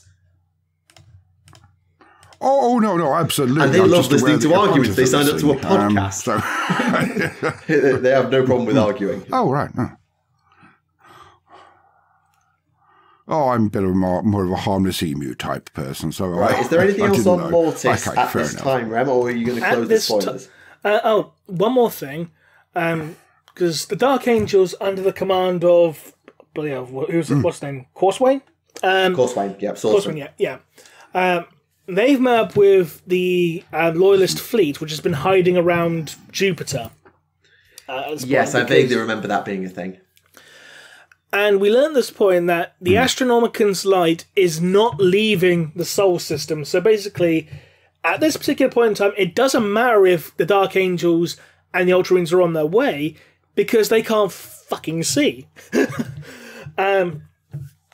So what's basically happening is, like, Corswain goes up to Admiral, what's her name? I forgot her name. She was in Solar War. The woman who's left in command of the Phalanx. Meets up with her and, the Imperial Fists captain on all that, and says, like, right, we need to do something in regards to this. It's like, I know just what exactly you can do. What is it? You can do this. But we don't know what this is yet.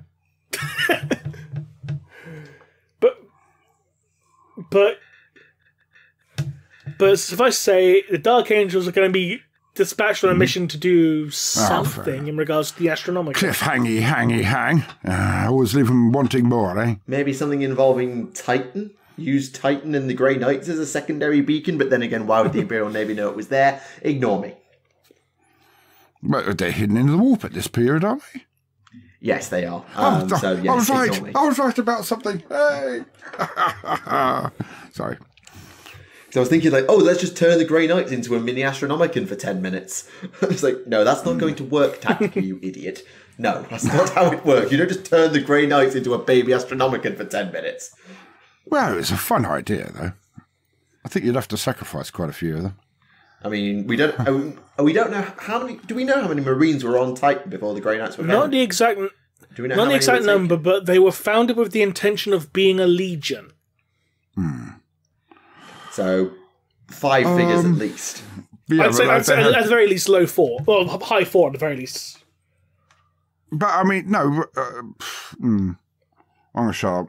Because I would say that basically they had all this human stock there. I wouldn't have said there were actually that many Space Marines before they went into the actual, the warp, because they had so many humans, etc. I always assumed it was a smaller amount. But obviously you guys know better than I do. I mean, of course you do. Or maybe they had Gene Seed to make a Legion, but they didn't, and they had the recruits ready, but they didn't have enough Astartes yet. You might be right, actually. Yeah, so that was in the last 8th edition Codex. But again, I don't know if that's been supplanted by, obviously, the Not bigger yet. Dark There hasn't been a 9th Field. Grey Knights book, no. No, what I meant was I was going to say novel always trumps the novel Codex. that featured them was The Buried Dagger. That featured the formation of the Grey Knights. And there's a quote from Malcador that said, "I will take you to build a legion, not for this war, not for any war that the common of mind can comprehend. You will be masters of a knightly order to fight the war that never ends in the realms beyond the realm and into the infernal." I mean, Malcador flat said he will take them to build a legion. So, Yeah, because again, I don't know how many original Marines there were, but there was a lot of humans when they went into the warp. Well, arguably with the amount of Space Marines GC on that planet was 8. changed over. The Knights, the numbers. Arguably it was just 8. there was 8 Grandmasters from Yeah, the it should. Knights Errant, But but there was I also, always thought it was that. Malcador had an absolute shit ton of Knights Errant that most of them didn't even know about, because when in Buried Dagger, when they met with the Space Wolf, who became one of the first Grandmasters of the Grey Knights, the other Knights Errant, Garrow and Loka, and that, they didn't even know who this fucker was. It's like, who the fuck are you? It's like, oh, I'm so and so. I'm with the Sigilites, It's like, okay, kind of thing. So Malcador had agents other than the Knights Errant that we knew of. Fair enough. So it's fair to assume that any of those who are psychers, okay, you're going to go off and be Grey Knight now too, kind of thing. Especially considering that all, the first founding Grandmasters were psychers. Oh, yeah. You would have had 9, but then Loken turned around and said, no. And for those who's confused about Loken was revealed to be a latent psyker. Because he ended up using Tylos Rubio's Force Sword in a fight, so... Oh, which one book was that in? The one you're reading. Oh, thanks. Fudge doodles. Sorry. No, it just means I'll just have to read faster if I ever get invited on again. In that unlikely event. But anyway, I didn't know he was a Force sensitive as well. Yeah, I'm using those words, Force sensitive. I mean, him being a psyker was revealed. It was revealed in Buried Dagger, I know that, but I think it might have been in the book before as well that last had him. But the fact that he was actually a psyker was pointed out by Malcador, and that's why Malcador invited him to be the 9th Grandmaster of the Grey Knights, and Loken turned around and said, "Nah, I'm good." No, you're right. Because I want to, beat the shit out of Horus, so I'm good. When Dad's dead, then maybe, yeah. Because my Malcador was setting up the Grey Knight Grandmasters, he's like, okay, you're going through, not you, Garrow, no, you're staying here. I was like, what, why? Because you're not a psycho, piss off.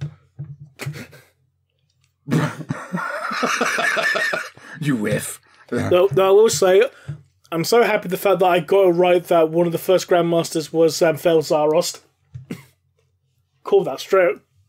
I call that. I remember saying that 4 years ago in my Night Lord's lore video, because when he was taken to be a knight errant and he was a librarian, I think I remember saying at the time he'll become a Grey Knight. And that was like 4 years ago. Yeah, because the popular theory at the time was that Sevatar became a Grey Knight, and it's like, no.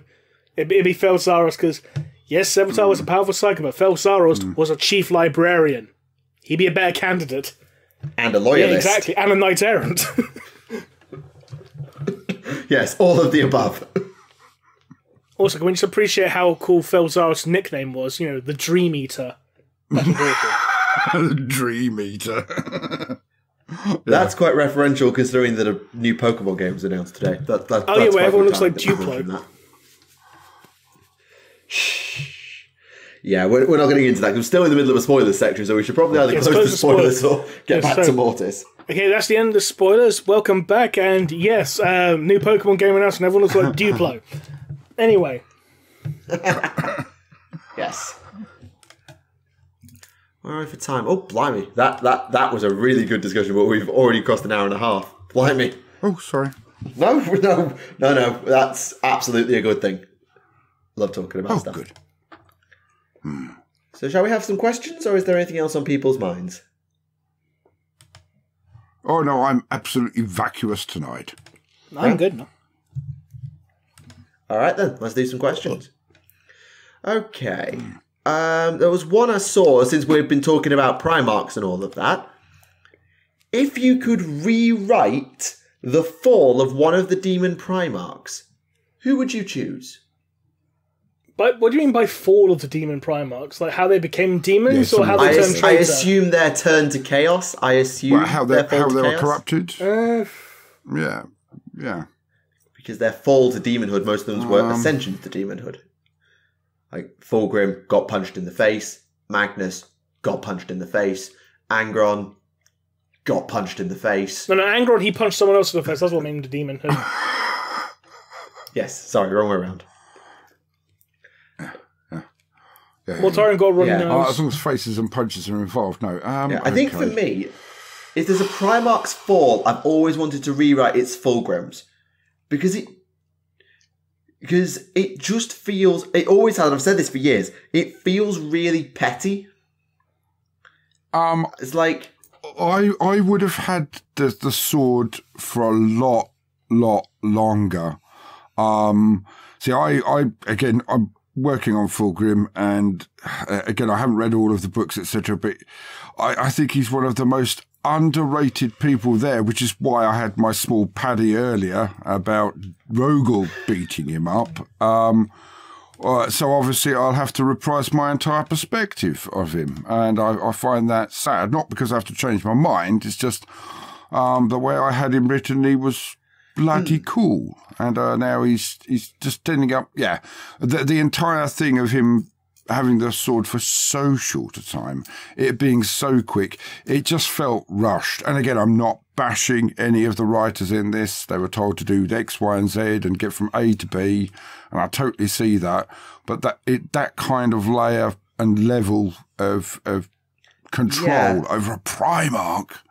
And I think for me... over Fulgrim. I agree, absolutely. The Blade of the Layer's corruption was not made as clear as it should have been. I agree with that. Either make it more powerful or make it more time. But I think the thing is, the way I always think of Fulgrim's fall is Horus falls to chaos. Yeah. Fulgrim hears about it. Fulgrim goes to talk to Horus and get the truth of the matter. Horus says, join me. Mm-hmm. And he just says a few things like, the Emperor isn't perfect and you shouldn't be aspiring to be like him. Come join me. And Fulgrim just goes, okay. It just, as you say, it happens so quickly in one conversation. Yeah. Fulgrim goes from has whispers in his head to full-blown murder destroyer. Yeah. In one conversation. And then he goes to talk to Manus, loses, fails to talk Manus round, they have a massive fight, he runs off and then he decapitates Manus, but he doesn't actually decapitate Manus because the sword does it for him. And then he says, nah, I'm out. Bails, gets trapped in a mirror for freaking ages while someone else runs around in his body, and people don't even remember he swapped back in the reflection cracked. The amount of people who forget that happened. I think a lot of people are trying to forget that because the previous thing was so romantic to a certain extent that he disappeared into the painting and allowed the demon to take control after he slew his brother. Well, he didn't, though. He hesitated and the sword killed him for him. But he wasn't going to ever see that distinction, was he? No, but... His hand was the sword hand that drew the head off the body. And that's not just his brother, it's his best friend. Out of only 20 other people, 21 of course, other people in the universe who can live and experience the same way. It's huge. Huge. So, yeah, again, it's all very quick for me as well. And again, I don't think enough of it's made of Fulgrim, because the one line that I will go into at length in another time is, it wasn't a joke. It wasn't an or overstatement. And it wasn't just paranoia when Horus turned round to him when he appeared on that ship and said, "Have you been sent to replace me?" He was one of the only ones in my mind. Okay, there's 5 of them maybe, but he was definitely up there for replacing Horus. Horus found it acceptable that he might be replaced by Fulgrim. Now, Fulgrim... Because Hawk Boy's right over why there, do people ignore that? Do you see what I mean? You're right. But my logic is everyone remembers Sanguinius should have been War Master. Everyone remembers that quote, and everyone else kind of falls by the wayside as a result. That's not a mark on the writing or a mark on Fulgrim. That's just the fact that Sanguinius was right there. Oh, absolutely. I agree. And I'm not saying that Fulgrim would have made a better War Master or should have been higher up there, etc. It's just that everyone kind of sees him as a bit of a wimp. And I'm like, no, he's up in the top levels. He could have been War Master. And then Icona Shuriken shot him, and Fulgrim, and then Perturabo hit him with a hammer, and then redacted for spoilers, and yeah. I don't like the way that they've cut him down that. But again, what does my opinion count for? Bugger all. I just don't think that they keep on knocking one person down to make another one look cooler, whereas they could just make them look cooler without pooping on another character. Do you see what I mean? Anyway, so yeah, I'm with you on Fulgrim.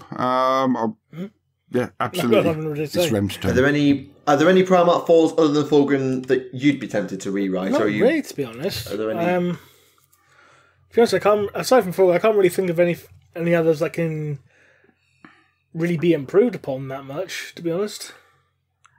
Yeah, Perturabo's feels petty, but it suits Perturabo's character to be that way. I don't see it as petty. Everyone calls him petty, and I do see what they mean. It's a huge meme, and it's kind of what they're leaning into. But if you are abused for centuries or decades at least, it kind of adds up. So when he does have an explosion, this isn't a petty explosion. Every single second of it is justified by hundreds of years and hundreds of deaths of his men and being treated like crap, and seeing people who have done half the work actually stood up and been told that they're brilliant. Now, people in our lifetimes, in 2 years of working under those kind of strains, will snap. So I don't like the word petty. Do you know what I mean? I see what you mean. I agree with you to a certain extent, but I think it's necessary. I think it's just because, like, you're absolutely right. Pert got put through the ringer. He did. But his fall, like the actual, if you just take his fall in isolation, it was a revolution happened on his world. He went back, nuked it from orbit. No, he didn't nuke it from out of anger for it, and then he had his Legion make planetfall, because that's where he ended up killing his sister. He didn't go nuke it from orbit. He went actual on the ground genocide about it. Yes. He basically went, I'm going to sort this out myself, kind of thing. Yeah, it's like, I agree, Perturabo went through hell. Does that excuse genociding your home planet? No. Nothing ever does. But on the other hand as well, again, it's not about genociding your own planet, making it justified. Of course, nothing is justified in anything in Warhammer. But realistically, what I'm saying is that when his planet, his home world, it then rebels, then what is the point in all of the horror he has put his own men, himself, and everyone else around him in, so that even when other people are getting all of the glory, he's doing the donkey work, he's told perpetually by, for a very short period of time, by someone who wants to be basically a god. No matter what they say, it's what they do. And he wants absolute control, and he has absolute power, and he shows it off regularly. He wants to be a god, okay? His dad. So all of that happens, and then finally he finds out that realistically, everything he's doing is BS, because if the Imperium, if the Crusade is so wonderful and freeing everyone, why are they rebelling? So it's all a lie. That one act on Colchis means that it is all, not Colchis, sorry, is all Elim, thank you, is all a lie. Because if it was so wonderful what they're fighting for, why would the standard humans rebel? Is how I looked at it. So I can see his snapping point. That's the final straw that means his entire life, his entire purpose, and everything he's done is utterly and this is why we got you on the show. Worth. In case you were wondering. Yeah. No, that was brilliant. And it is a really good recon. And I think long ranting rubbish, sorry. needed a book like that. Because, bear in mind, Angron, everyone thought Angron was just a bit of a whatever. And then Betrayer happened. Everyone thought Lorgar was a bit of a whatever, and then his novel happened. Sometimes you've got... Yeah. You're right, those insinuations can definitely be made. I'm doing the politician fingers with my right hand. Why am I doing that? You're right, you can make those insinuations easily from the story threads that are there, but sometimes you do have to sort of spell it out just enough so that the viewers can go, okay, that is the story they were trying to tell. Rather than, because I think some people, certainly surface level, will look at Perturabo's fall and when he massively battered his own world, he genocided it, Horus came along and said, the Emperor will never forgive you for this, fight for me instead. And Perturabo said, okay then. Surface level, that's what it kind of looks like. When you add the context, of course, it's a very different story because he may not want to fight for the Emperor anymore. He may not believe in the Imperium anymore. And I'm not going to get into spoiler territory of what we've been talking about with Mortis, but you can see that he genuinely does have values and he fights for what he believes in. Whether you agree with his values or not, he does. So I see where you're going with it, and I think that maybe just needs to be a bit more clearly spelt out by Black Library, just to make that clearer. Oh, God, yeah. Yes, someone actually good at what they're doing. No, again, with any of the Primarchs, if you just take them down as what's written, yeah, it's a really good story. But if you actually just try to look through their eyes, walk through in their shoes, for even just a day, just thinking about it, mollycoddling it over, mulling it over in your mind, you go, damn, God damn, and that's where it goes. I do dislike some of the way things have been written, as in it's quite clear that the Emperor's evil in a Chaos book, whereas things just shouldn't be that black and white, in my opinion, for the initial fools and other such things. And again, we're back to them being geniuses, whereas I just don't think they're complicated enough in their responses the way they're written to be geniuses, and they should have just been pretty smart. But if they are geniuses, then what they need to do at the very end of this run is do something so mind-blastingly original and intelligent, they would have to get a genius into the writing room and say, is this actually us being only IQ of about 125 to 140 because we're not geniuses?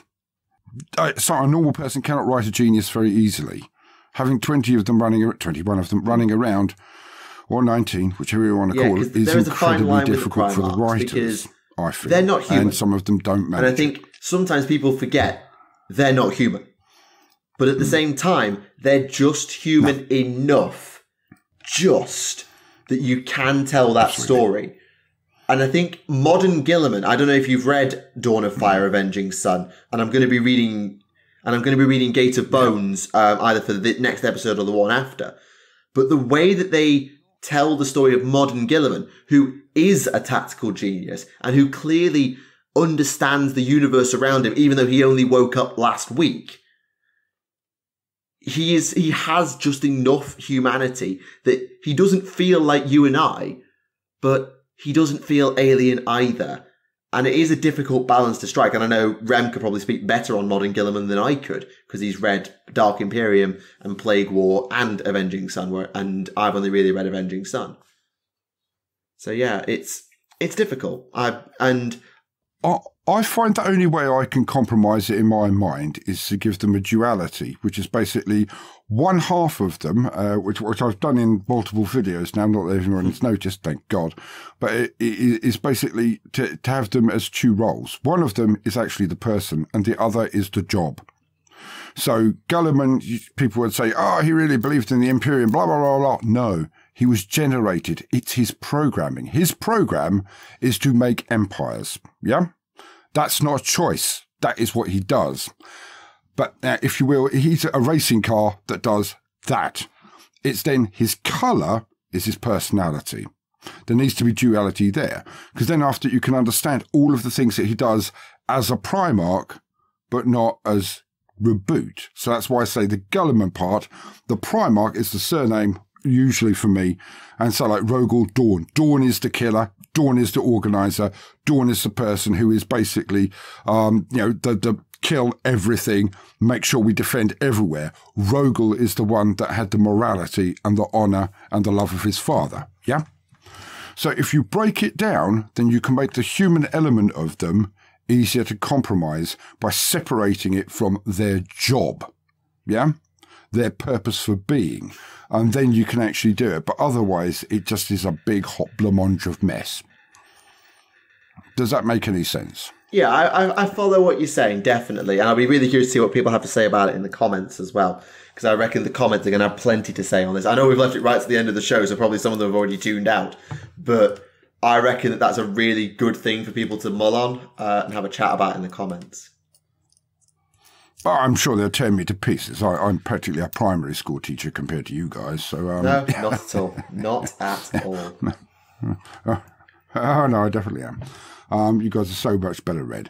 Again, I just think about things a little bit, that's all. Rem. Sorry, we've kind of talked over you for the last 10 minutes. Apologies. Yeah, exactly. So I do apologise. My turn. Go for it. Right. Next question then. Speaking of Guilliman, since we're here, are there any excerpts where Guilliman talks about his opinion on, say, the Tau, the Necrons, or the Tyranids, those Xenos that weren't around in the Great Crusade? Because I can't think of one, but I'm wondering if there is. I don't know. I think he's mentioned the Nids in passing at least once. Necrons, maybe, but I can't remember. But Tau, I don't think he's mentioned at all. No, why would he have needed to bother? They're not there. Half the time. No, they're a pimple on the side of the galaxy. I mean, you know. Okay, ooh. This is an interesting one. This is from Vigilus Ablaze, which is one of the old campaign books back in 8th edition. In Vigilus Ablaze, Pedro Cantor and the Crimson Fist are horrified when, after refusing to mass execute civilians, their own Primaris forces, in defiance of Cantor, just begin doing it. The experience was so bad that Cantor put it in the chapter's records as a black mark on their history. Why is it maybe that the Primaris are more violent and perhaps, quite frankly, more sadistic? What's caused these effects and their disregard for their own chapter's command and their ideas in favour of the authority of, in this case, Calgar, and generally choosing ultra-violence? Okay. But, right, I'll go first, because if it's a stupid answer, then you guys can give the real one. I don't agree with that summarisation. I think basically they are more compliant, because at the very end of the day, either they were Grey Shields beforehand, or they come from the same stock, so they are more compliant to the highest ranking officer on the field. Calgar outranked Pedro Cantor.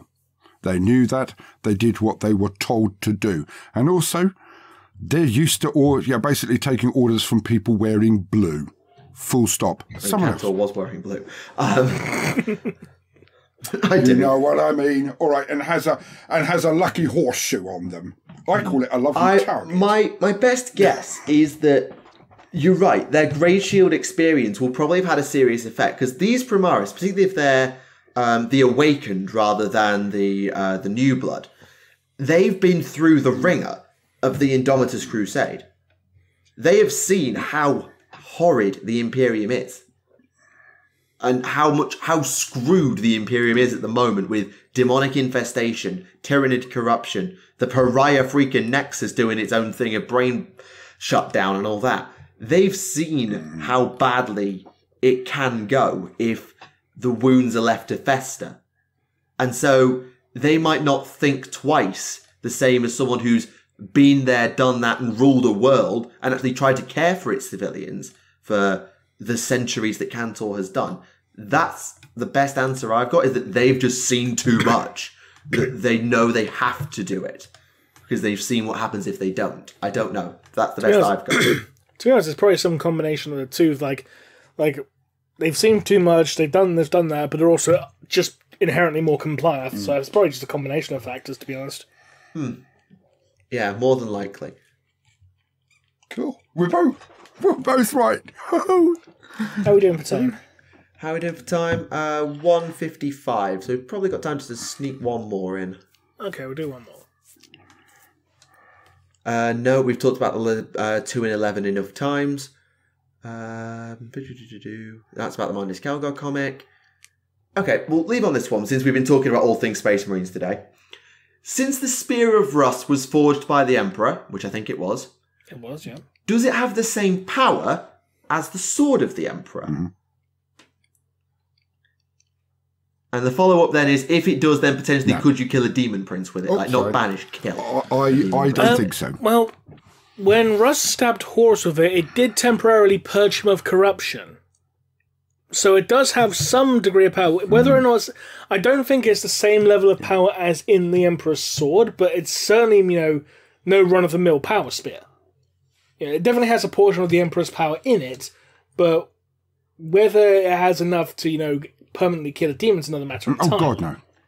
Yeah, especially a Demon Prince who've had a supercharge of demonic energy shoved into them. Yeah. I would say that basically, yes, as in it's a wonderfully powerful weapon. It's as powerful as Russ is compared to the Emperor and his sword. So it's absolutely awesome. But again, it's as to Russ as the Emperor is to his blade. Yeah? No, it's not your fault. I can't. Oh, sorry. Yeah, can you hear me? Well, no, I don't know. I think I can't hear you guys. Are you talking? Yeah, so I sort of heard you say that the spear's as powerful as Russ is. I think is what you said. It's as powerful as Russ. Oh, sorry. Right, I cut out. Basically, the spear is to Russ is strength, as the sword is. Yeah, as the sword is to the Emperor. Yeah. So, yes, it's powerful. Yes, it can kick ass. Could it kill demons? Maybe. Probably lesser demons. Definitely. Fair enough. The Emperor's sword is for him. So it is going to be equivalent strength. That's my opinion. I didn't say it was a good one. Yeah, I can follow that logic. Right, and I've just spotted one here, which will be a good one to end on. To the guest, what excites you the most about Warhammer? Oh, crumbs, so much. The most. Community. The shared dreaming. The fact that we are all able to just flick open a book, turn on a radio play or whatever else, go online, watch a YouTube video, paint a figure, and we're all doing the same hobby, and we can all relax about stuff and just ignore the world. I think it's the best escapism available, full stop, because you can take it into any element you wish. Okay, you're going from passive listening, passive watching, to writing your own stories, etc., painting your own figures, playing with your friends, arranging everything. There's so much there, and it teaches so much. Empathy, patience, community, how to behave, how not to behave, etc., how to be kind. Like chess or any other game which involves more than one person, if it's done well, then you know it. There's no marks involved. You're both walking away with a smile on your face. So that's the most important thing. And most thing that gets me most excited is being able to turn around to another human being and go, let's talk about something that doesn't exist so we don't have to worry about the poop that's hitting us every day. Yay! Words to live It's as simple as that. So, on that note, thank you very much to everyone who joined in to listen to this episode. We hope you enjoyed it. And thank you very much to Baldermort for joining us this episode. Sorry if I talk too much. I do apologise. Not at all. You're absolutely fine. You're absolutely fine. No, thanks. And thank you very much for the honour of coming on again. It's cool. You're welcome. So, until next time, this has been Remleiz from 40k Theories. This has been Tactica Imperialis. Baldermort from Baldermort's Guides. And we'll see you again next time. Bye-bye.